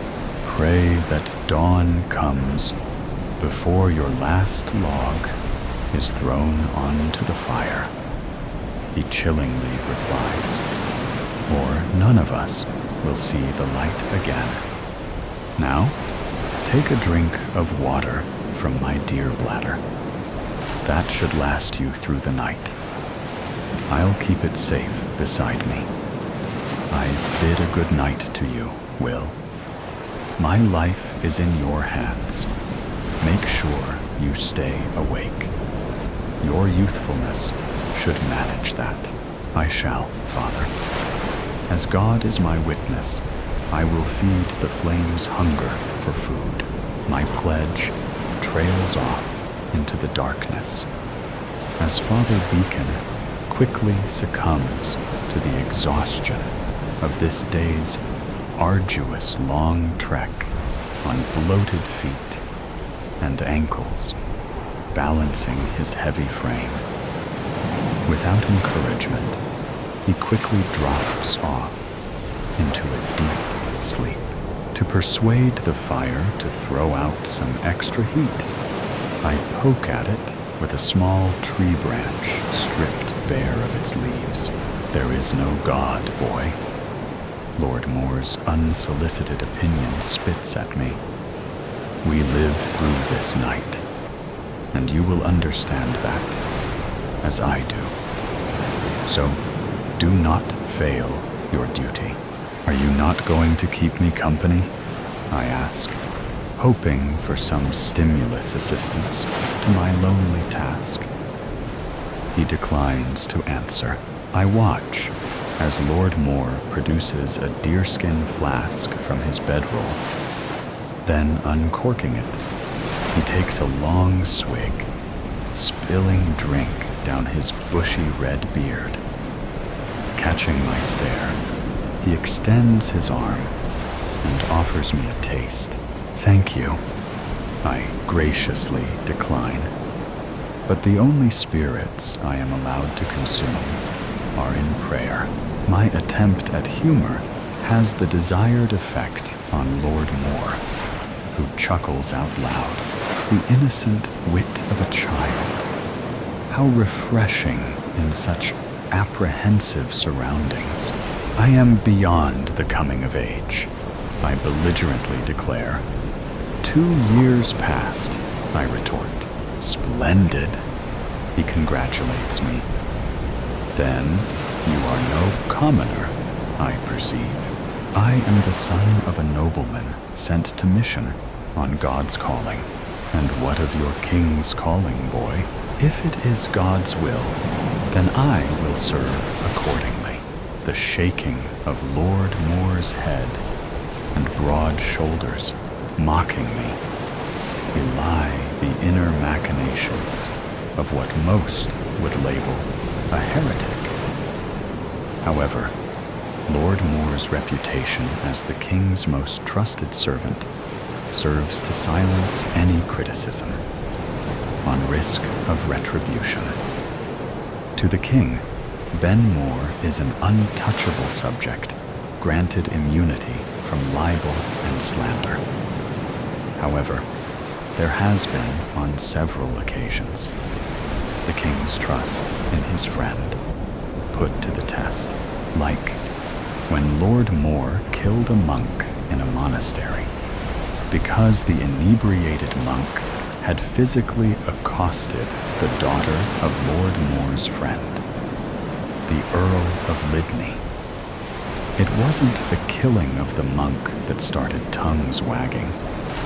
The dissent was primarily due to the shocked reaction caused by the monk being discovered in a small chapel of the monastery, nailed upside down naked to a large crucifix attached to a wall behind the altar, his entrails dangling like a butcher's sausage string, dripped coagulated blood that slowly drained into an overflowing silver chalice used for Sunday communion.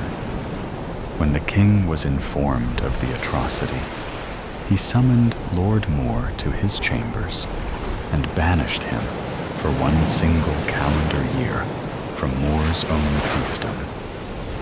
All rents in that period went directly to the crown.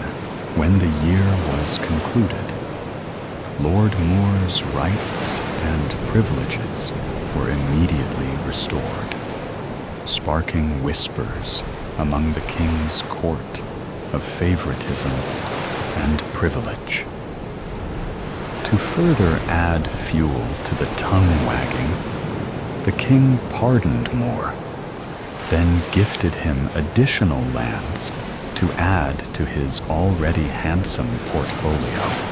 There is only the king's will and the will of the people, Lord Moore gargled between swigs of mead. God, if he exists, is merely a spectator to the fallout of that mess he caused during those 7 days of boredom. If you have no faith, I point out, then does that also extend to the existence of the devil? I ask, in the self-interested attempt to keep his thoughts consciously working and awake. There are only devils in this world, boy. No single devil, but many walking amongst us. If you ever get to see what I have witnessed in my life, you will come to understand that evil is not supernatural. It is not the fallout of imaginary angels. It is solely a result of man's own lust and greed. I defeatedly watch Lord Moore adjust his knapsack as he prepares to rest. However, the night is still long, so I attempt to stir him from his approaching slumber. Are you going to kill another monk at Castle Divinity? I unashamedly ask. Perhaps I'll kill you, boy, if you interfere with my sleep any longer. I push my luck a little further and ask the unmentionable question. What did he do? The monk that you killed, what I killed him for, was not just out of retribution. He had a history of molestations against females and males alike.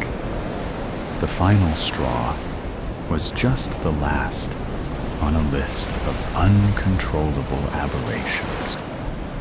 The church protected him and confined him to the monastery's high walls. I made a pledge to a friend, and when Ben Moore pledges something, he delivers. His words trail off into slumbering mutterings of approaching dreams, leaving me alone in the waking world, in charge of the two men's safety. A faint snap of a twig emanating from the darkness grabs my attention. Poking at the fire, I resurrect a tall flame that widens the area of light. Then, without warning, the hairs on my arms stand up on end. I feel something or someone watching me from cloaked areas of the forest. "Who's there?" I call out. I look over to Father Beacon and then to Lord Moore, but they remain undisturbed, as if a spell has been cast upon them, incarcerating them in a form of sleep prison. "Don't be afraid," a female voice whispers from the edge of the light. "I mean you no harm. Quite the opposite," she clarifies. "I bring you an offering of everlasting pleasure." My eyes dart in the general direction of her voice, but it is not until she steps into the light that I can focus on her presence. Walking deliberately toward me, she is naked as the day I was born. Her shape is curvy, and her long hair manages to hide her modesty in the appropriate areas. To be exact, her long, fair hair is empathetically saving me from blushing my own modesty. "Tell me your deepest desire," she demands to know. "What doth a young buck like you want more than anything in this life?" "I want to serve God," I defensively reply. Her echoing laugh sees through my nervousness. After all, I am still of the male species, and she is divine, delectable, and attractively enchanting. Does the boy always answer for the man? I answer for myself, and I answer to God. "So naive," she disapprovingly states. "Where I come from, we only worship ourselves." Dropping to all fours, she assumes the gait of a four-legged animal, slowly swinging her hips as she approaches me. A stirring within creates a bead of perspiration to form over my brow. My mouth suddenly feels dry, creating a craving for refreshment. But Father Beacon holds the water satchel and is not within easy reach. Not that I can move, because I'm transfixed to my seated position, lost in two dream-like, dark pools, drawing me deeper into the strange visitor's eyes. I try to muster a call to Lord Moore, but my tongue has somehow been silenced. "There's no need to wake him," she said, before resting her chin on my lap. "What I am about to do to you requires no audience." "Do?" I innocently ask, my vocal cords returning to normal operation. "What are you going to do?" My quivering trepidation seems to excite her, causing her to breathe deeply in through her nose as she rises to her feet, her unusually tall frame towering over me like a giant addressing a dwarf. "Innocent child," she hisses. "Why, I'm going to devour you."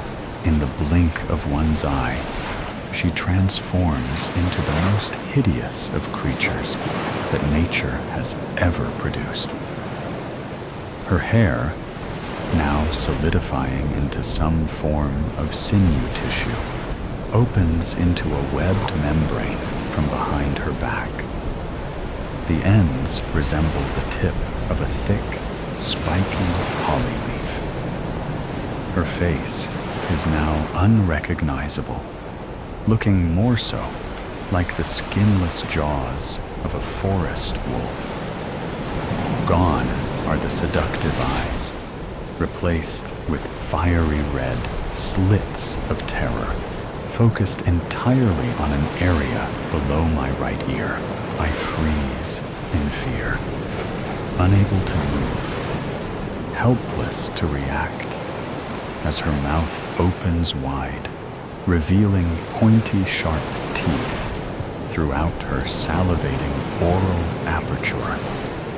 I say her, but there is no other label other than it to describe this hellish monster about to dine on me, tenderizing my face with each forced exhalation of foul air. I'm about to faint from the overwhelming fright when the creature suddenly jerks up in a howl-like stance as the tip of a long sword blade begins to protrude from its mouth. As reddish-brown liquid drips from its jaw onto my lap, the creature's head is abruptly severed from its shoulders with one swipe of the sword, causing an instant cacophony of screams and howls to cry out from the darkness surrounding me. Looking up, Lord Moore is standing above the decapitated corpse, wiping his blade clean with his cape. "What happened?" I croakily ask, as he throws a log onto the smoldering embers of the fire. "You fell asleep, boy, and the fire almost went out. But how?" "I was awake." "Beacon, I presume. Did he give you any food earlier?" "No, just a drink of water from his pouch." "Why? You may have been an unwitting accomplice in the attempt on your life," Moore explains. "However, bigger game was the intended kill. You were just the bonus sacrifice. I was the prey." "You?" "Why, presumably, a revenge kill for my killing one of their brotherhood." "Do monks act out murderous deeds?" I asked, not thinking clearly. "Directly? No. But they are not shy of getting someone else to do their dirty work when necessary." I suddenly realize that Father Beacon is nowhere to be seen. Innocently believing that he must have panicked and ran when the beast attacked, I try to rally Lord Moore for a rescue mission. "We should look for Father Beacon," I loyally suggest, right before a blood-chilling scream rings throughout the forest, shaking me to my core. "No need." Lord Moore halts me as he gently restrains my worried reaction. "Payment for failure has been taken. All that matters now is that we keep the fire burning strong until daybreak, which shouldn't be too far away." "What was your business at Castle Divinity?" I probingly ask. "By King's order, I was to be Lord Protector for 3 months, as part of a penance for my deadly deed. Father Beacon was the emissary sent to deliver me to the castle. I hope and pray the king had no advance knowledge of what was planned." "What if he did?" I asked. "Then I would have to choose between justice and survival. However, killing a king is not always healthy for one's future." "You would kill a king?" "I would kill anyone that wronged me," Lord Moore bluntly replies, poking the fire for effect. I couldn't wipe the beast's image from my mind. Never have I encountered such a monstrosity. And I am curious, more than ever, for information. "What was that creature?" I ask. "Neither natural nor supernatural, nor a celestial creation. or heavenly rejection. These woods are older than time itself. Who knows what lives here? Whomever or whatever they are, light seems to be their enemy, and darkness their domain. Since a boy, I recollect stories of the danger of journeying through here at night. Many from these lands that ignored the peril have disappeared, never to be heard from again. Their disappearances have always been after dusk, so I found the decision to start our journey so late in the day a very curious and somewhat suspicious undertaking. The reason now transparent, I added. Indeed, boy. It seems that a most peculiar but fragile alliance was made to prevent me from reaching my destination. The consequences of that failure already evident. Exhausted from the excitement leaving my senses, I sit huddled with Lord Moore around the fire, trying to make sense of it all, but secure in the faith that the dancing flames will provide extra protection from those in the surrounding darkness that continue to encircle us. As I stare into the hypnotic dance of hot flames jaggedly stabbing at the thin early morning air, a breaking ray of light in the sky catches my attention.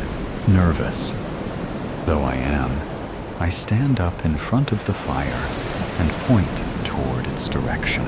Lord Moore, look! I exclaim. Aye, boy. He welcomingly acknowledges my sharp observation. As soon as that light tops the trees, we return to our homes, more the wiser and more the grateful to breathe in the fresh air of a new day. What about Castle Divinity? I ask. It will still be there, he replies, when I pay a surprise visit next time. The gingerbread cookies. The gingerbread cookies. Let's go downstairs and bake some cookies like Mother used to make. The warm smell sits right at home in your nostrils, invading them like wild axe murderers, hacking and slashing their way through endless miles of human bodies that stand in the way of their inhumane, carnal desires. Shh, but that's too dark. It's Christmas, after all. So let's go downstairs and bake some cookies, like Mother used to make. One step, then two. Ooh, isn't this great? You've never baked gingerbread cookies before? Oh no, because you always thought that you would never be able to make them oh so good, like Mother used to. What did she say she made them with? Some kind of special ingredient. What was it? Was it sugar and spice and everything nice? Was it love? That special ingredient that every mother cooks with because you are their extra special little kid? Oh my, this is exciting. Your heart hammers against your rib cage as you set the oven to... Oh, you don't know what to set the oven to. You've never made these before. Probably 300 will be good. You bend down, spin the dial. But what's that? What the heck? There's already a baking tray in there. You take it out, confused.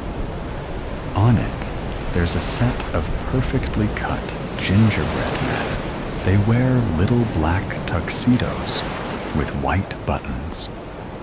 Their smiles expose endless rows of sharpened, white teeth. And their wide green eyes watch you intently with their white pupils.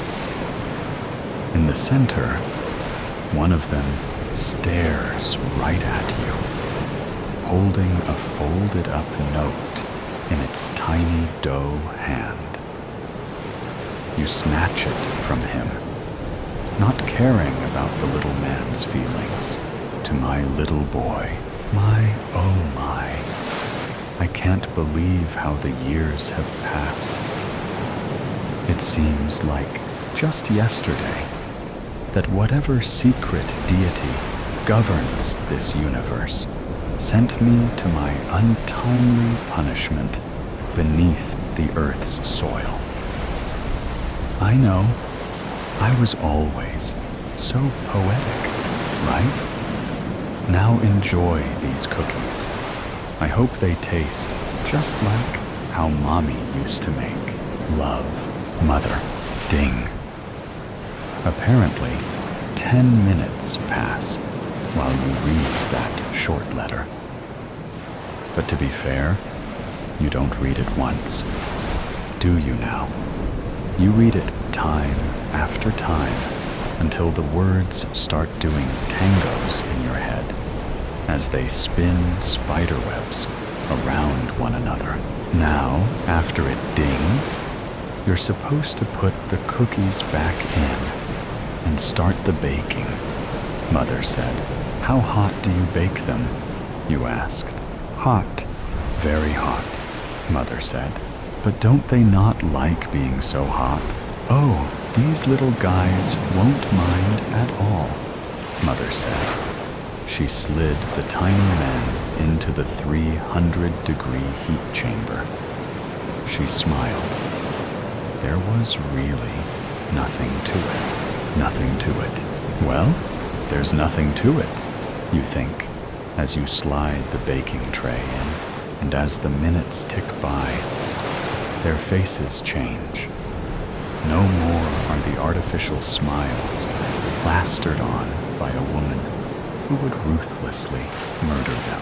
Now are the faces of men who know their deaths are coming. Smiles that slowly flatten in the corners as 3 minutes turn to 4, 5 minutes to 6, until the red frosting of their mouths fall clean off, and they can't shout for help. Just as you couldn't call the ambulance when you're there. Mother started clutching her heart and breathing heavily, minutes after she slid the baking tray filled with small people into the oven for the final time, yelling for you to get the phone, to get up, to do something, and not just sit there as the people cooked in their torture chamber. And then they come alive. One of them pokes its head up, its blank eyes staring into your heart. It's lifeless, dull, unknowing of the infernal fire around it, like you on that fateful night, not knowing that Mother will soon be gone for good.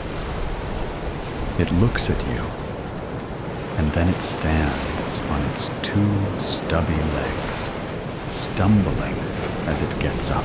It walks to the edge of the baking tray, carefully navigating around its still dead, unconscious friends as they lie down, their backs against the aluminum's sun-hot surface. It looks its friends in the eyes, and maybe it thinks, I'm sorry that I'm here and you're not. And then steps over the edge, falling down into the oven's fiery, incomprehensible bottom. Clunk. Mother? You asked, your body shaking all over. Why was she on the ground?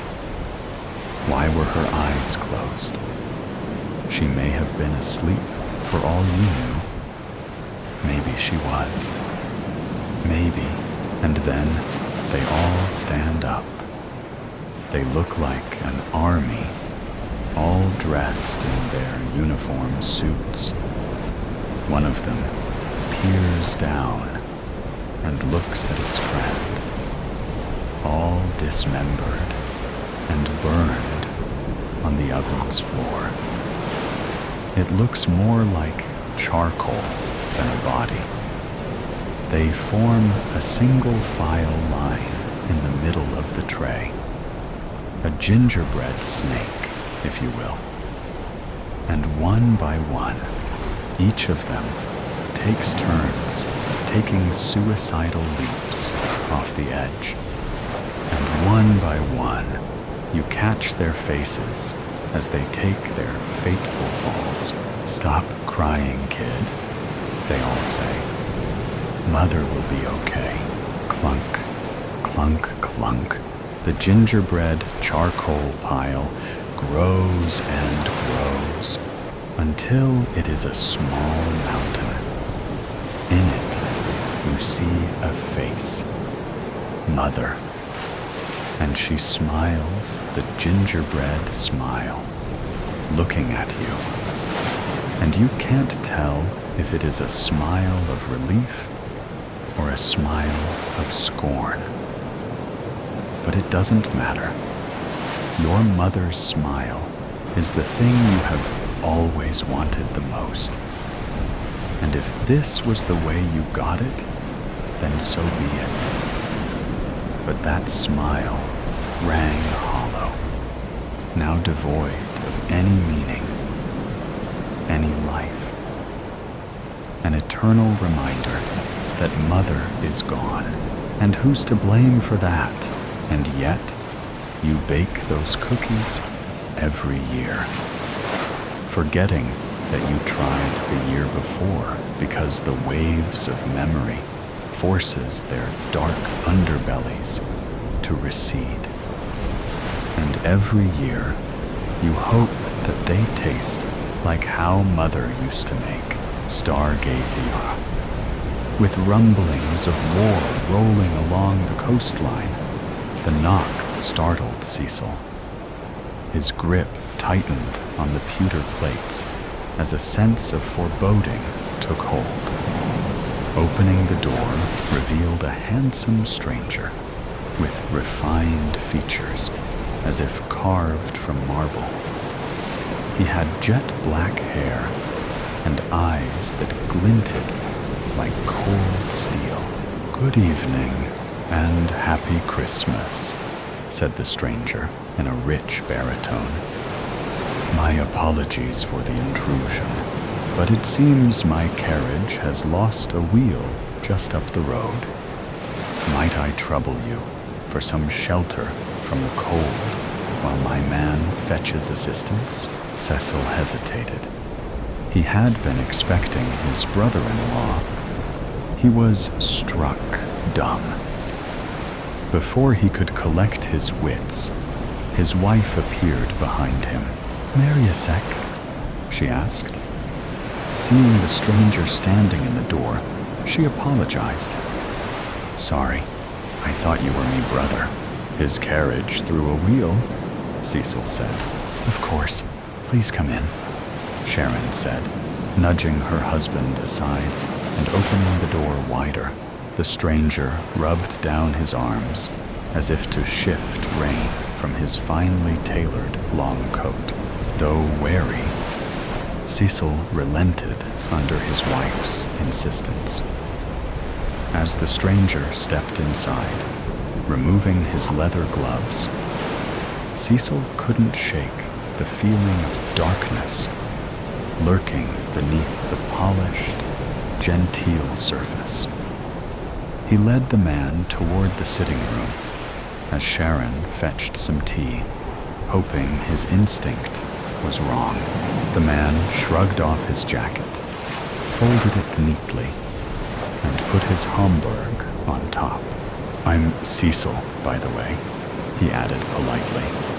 "And you are?" "Moloch. Abraham Moloch," said the stranger with a thin smile as he took a seat by the fire. "A pleasure to make your acquaintance." "What brings you to this part of the coast?" Cecil asked. Sharon returned with a tea tray, casting a reproachful look at Cecil for not taking the stranger's bag or hanging his hat. "Please make yourself comfortable, Mr. Moloch," she said warmly, handing him a cup. Just then, their 2 children peeked into the room, eyes widening at the unfamiliar guest. They had heard rumors of German soldiers landing along the coast and were wary. "The tall one is Felix. The runt is Jasper," Sharon said. She busied herself pouring tea, checking his sack coat. Mr. Moloch's face soured. "I seem to be out of cinder toffees. Bad luck? Perhaps next time." He then opened his bag and pulled out a few colorful Christmas crackers. The children's caution vanished at the sight. "For your little ones," Mr. Moloch said, with a genteel nod, handing the crackers to Sharon. She gave them to the delighted children. The stranger made a show of patting his pockets. "My apologies. I seem to have left my coin purse on my carriage." He turned to Cecil. "Please, take this as a token for your hospitality," he said, offering a large golden ring set with a glittering red gemstone. Cecil politely declined. "That won't be necessary, really. We're happy to help," Mr. Moloch insisted. But Cecil refused once more. Finally, Mr. Moloch returned the ring to his pocket, a flicker of irritation passing over his features before the charming smile reappeared. In her lilting accent, Sharon offered to share their dinner. "There's plenty of stargazy pie and stewed greens to go around. 'Tis no trouble," Mr. Moloch accepted graciously. "You are too kind. I apologize for the inconvenience.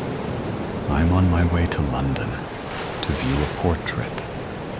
Please let me contribute. It's not a bother." Moloch's voice rumbled like distant artillery. Cecil imagined the windows rattling. "Oh, nonsense. Travelers are welcome. It wouldn't be Christian of us to turf you out," Sharon said, then turned sharply to the children. "And don't you dare be popping them crackers till supper," she instructed Cecil to fetch an extra place setting and yelled to the kitchen for one of the children to bring the stool, so Mr. Moloch had a place to sit. Leaving to finish the cooking preparations, she tossed a meaningful glance at her husband. With Sharon gone, Mr. Moloch again offered Cecil the ring. "Please, I must insist. Consider it thanks for your hospitality." This time, with no one else present, Cecil accepted it, sliding the ring onto his finger. The red gem glinted in the firelight. Mr. Moloch smiled, leaning back with a smirk. Cecil studied the ring on his hand. It looked expensive. How would he explain this extravagant gift to Sharon? She had refused it just minutes ago. Perhaps he could trade it in the village without her ever knowing. He quickly took it off and put it in his pocket. The family sat down to dinner, with the older boy pushing the stool into Jasper's spot. The smell of fresh bread and fish followed Sharon. Jasper's knees poked up too high, so he stretched his legs out to the sides. "Don't be rockin', Jasp. We've got company." Sharon put her hand on Japer's leg to hold him still. Jasper moved the wiggles up to his shoulders in defiance. "We've got plenty of food.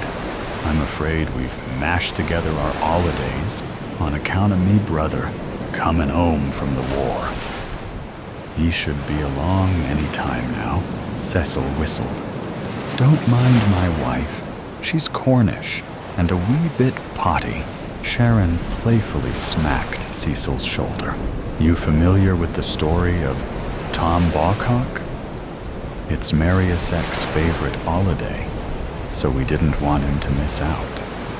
Would you like me to recount the tale?" Cecil feigned disinterest, having heard it many times before. "It's just a fish tale. I'd love to hear it." Mr. Moloch's eyes opened wide. "Dinner and a show? You are too kind," clearing her throat. Sharon launched into song. "A merry place, you may believe, was Mousehole upon Tom Bawcock's eve. To be there, then, who wouldn't wish to sup o' 7 sorts of fish?" Cecil interjected. "Could you at least sing in plain English, dear?" "I was," Sharon replied indignantly, then laughed at her flustered husband. The children joined in teasing Cecil as she continued. "When Murgy Broth had cleared the path, comed lances for a fry. And then us had a bit o' ska, and starry gazy pie." Mr. Moloch applauded enthusiastically, rising to his feet. "Marvelous. You have a true gift, my dear.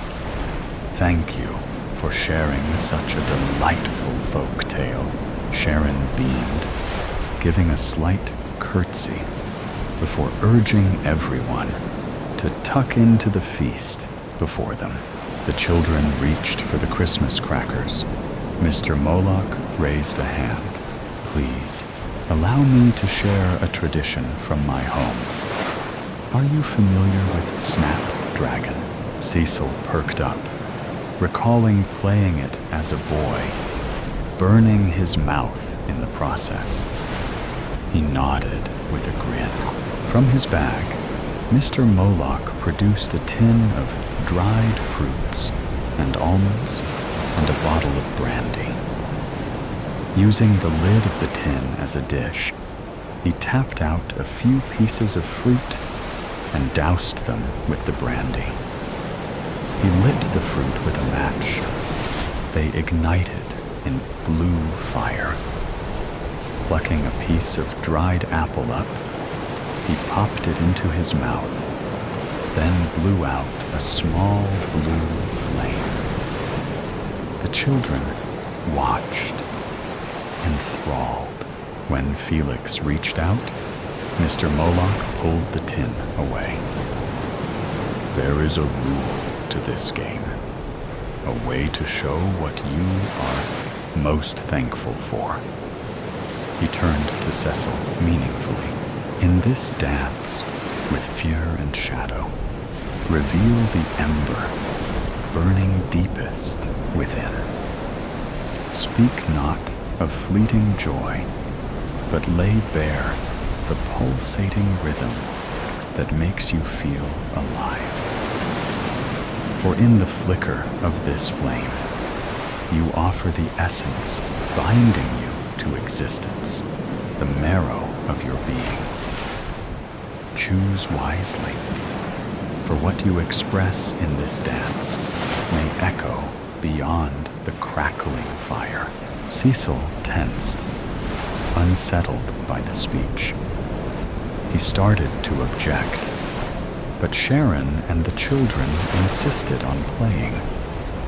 Reluctantly, Cecil nodded, hoping it was merely an odd tradition and nothing more. Jasper went first, popping a flaming fig into his mouth and blowing out a wisp of blue flame. "My fossil collection," he declared proudly. Felix blew a slightly larger plume. "My brother, Jasper!" Jasper took a moment to decide if that was an insult, and chose to accept it as so. With a broad, crooked smile, Sharon selected a piece of dried plum, popped it in her mouth, and blew a modest burst of blue. "My singing voice, of course." She put her hand to her mouth. "Blooming hot." Cecil blew a flame and said, "Maintaining our thankful village, with all returned so far from the war." Mr. Moloch inhaled deeply, then exhaled an enormous, writhing blue jet. "Nothing," he uttered in his deep bass. They pulled their Christmas crackers. With a festive popping, a scattering of paper crowns and trinkets spread across the table. But then, Cecil noticed Jasper was gone. On the empty place where Jasper had sat was a letter stating Mariasek had died in the trenches in Le Cateau. Somberly, they had set the extra place for the missing brother. The first casualty of war come to their village. Cecil looked around, confused. Hadn't someone been sitting across from him just a moment ago? He felt bad for his wife. She'd been so upset. It was nice, however, to have a house guest.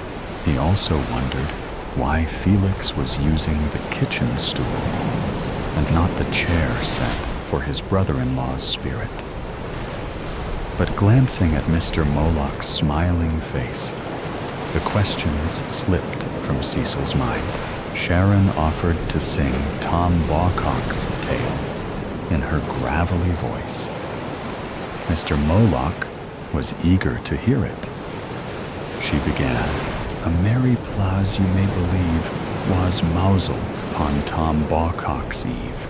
Cecil quickly stopped her, feeling something was amiss.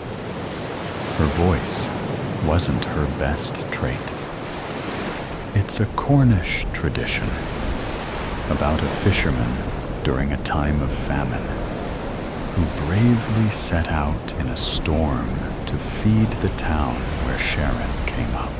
Mr. Moloch proposed a round of snapdragon, calling it a beloved pagan tradition where you express gratitude. Wary but enticed, Cecil agreed to play, as did an enthusiastic Felix and Sharon. Mr. Moloch turned to Cecil. "As the flames dance, whisper the heartbeat of your existence. Share not what you cherish, but the core defining your breath. What in your soul would you sacrifice to the hungry fire?" Felix blew a blue jet.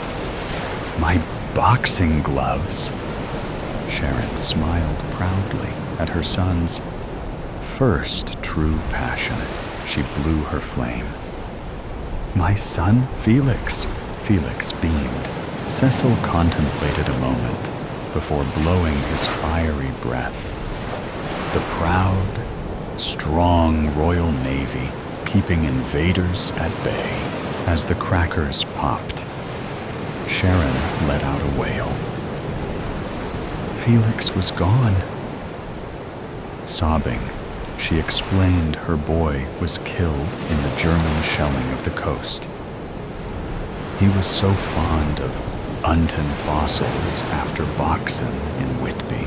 My apologies for her. It's been a trying time, Cecil said.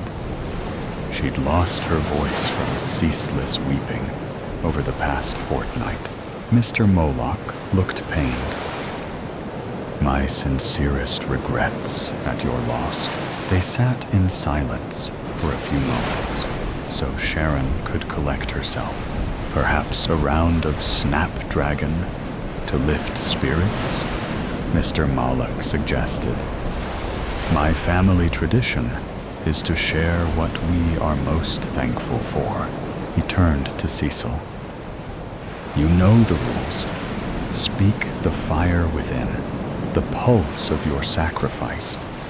What do you cherish most? Sharon blew a wisp of blue.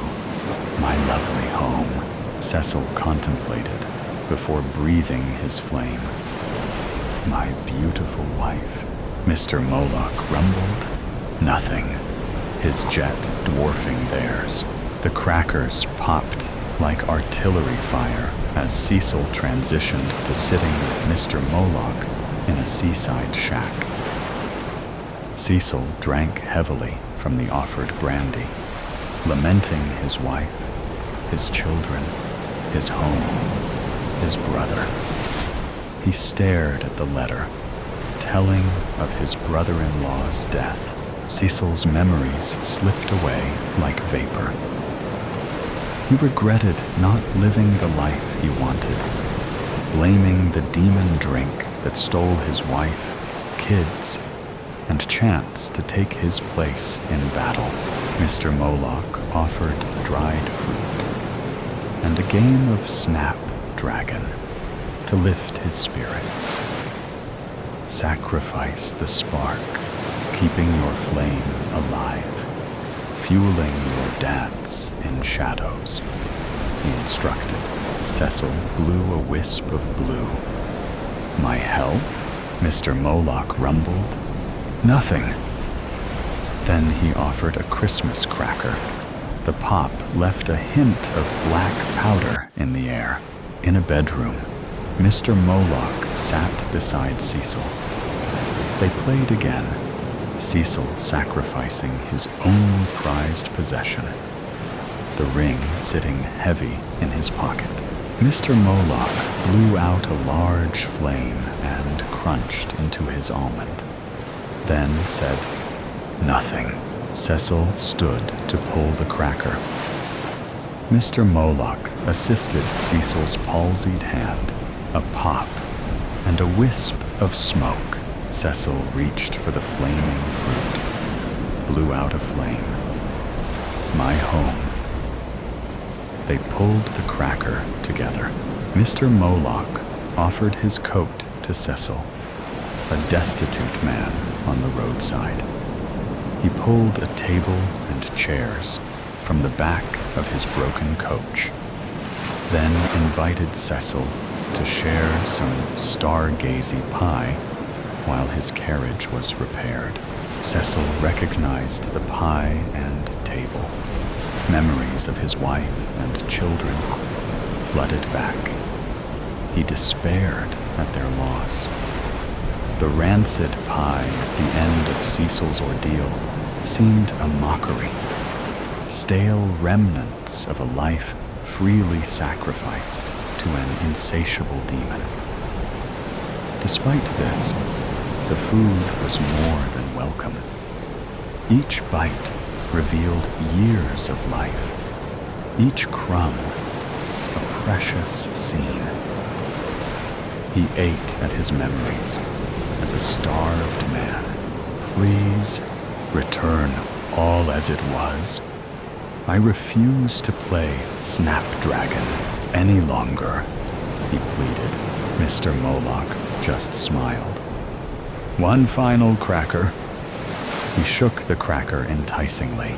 Cecil cried, my life. I'd trade my life for theirs.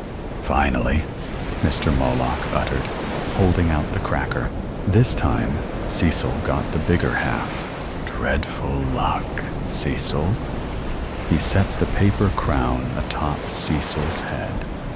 Strands of Cecil's hair drifted onto Mr. Moloch's sleeve. Cecil sat numbly as Mr. Moloch brushed off the fallen hair, gingerly placing one in his front vest pocket. You traded your life, family, and youth for a ring. Then, even the ring you returned. When will humans learn to give selflessly? But what of my children's souls? Cecil asked, his voice frail, but insistent. Their bodies, I can find a use. Their souls are their own, replied Moloch, tapping his finger to his lips. You know, I never ask for children, yet I'm often offered them. Perhaps you know why humans so eagerly trade their future. Cecil had a coughing fit. I am not heartless, spiritually, added Moloch. I can offer you one last challenge, a gift if you answer a riddle. But you would not know the gift beforehand. Having nothing left, Cecil accepted the challenge. This one was from a Canaanite whom I knew several lifetimes ago. In every heartbeat and every sigh, I'm the reason you laugh and the tears you cry.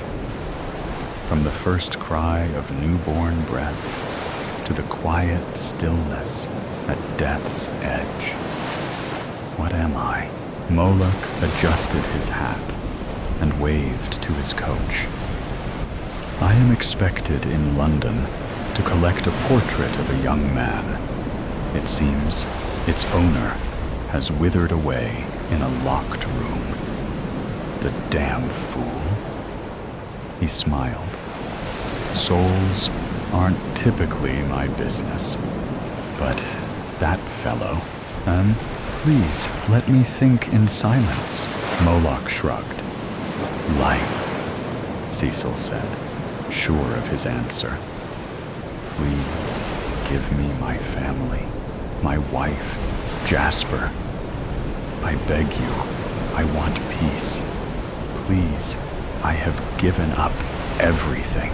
Correct, Moloch said. He handed Cecil a draft. If you drink it, none of this would matter. He waved his hands theatrically. Far out at sea, a ship was on fire. The scent of gunpowder and death rolled over the seaside like a fog. Cecil was caught by hope's web. He imagined he'd wake with his family by his side. So he drank without hesitation. The blue liquid smelled of blueberries and spirits. The flavor was a simple, mildly floral sweetness, but empty, like drinking a hole. He was alone, holding an empty bottle. He began a long, quiet walk down a dark road. A carriage passed within a beautiful voice rang out. A merry plays you may believe was mousel upon Tom Bawcock's eve. To be there, then wooden wesh, to sup o sibn sorts o fesh. When Morgie broth had cleared the path, come lances for a fry, and then us had a bet and starry gazi pie. Nex cummed for mods, brathusti jods, as mod are oozles, dry, and ling and hock, enough to make a round shark to sigh. A H wed clunk as elth were drunk, and bumpers bremen why. And when up come Tom Bawcock's, nam we raised unto the sky. 2 boys waved from the carriage window at the old man wearing a paper crown. Cecil smiled at them as they passed. On 25th December, an unofficial truce was declared along the Western Front. Peace for a day. Perhaps Moloch was not entirely heartless. Cecil did ask for peace.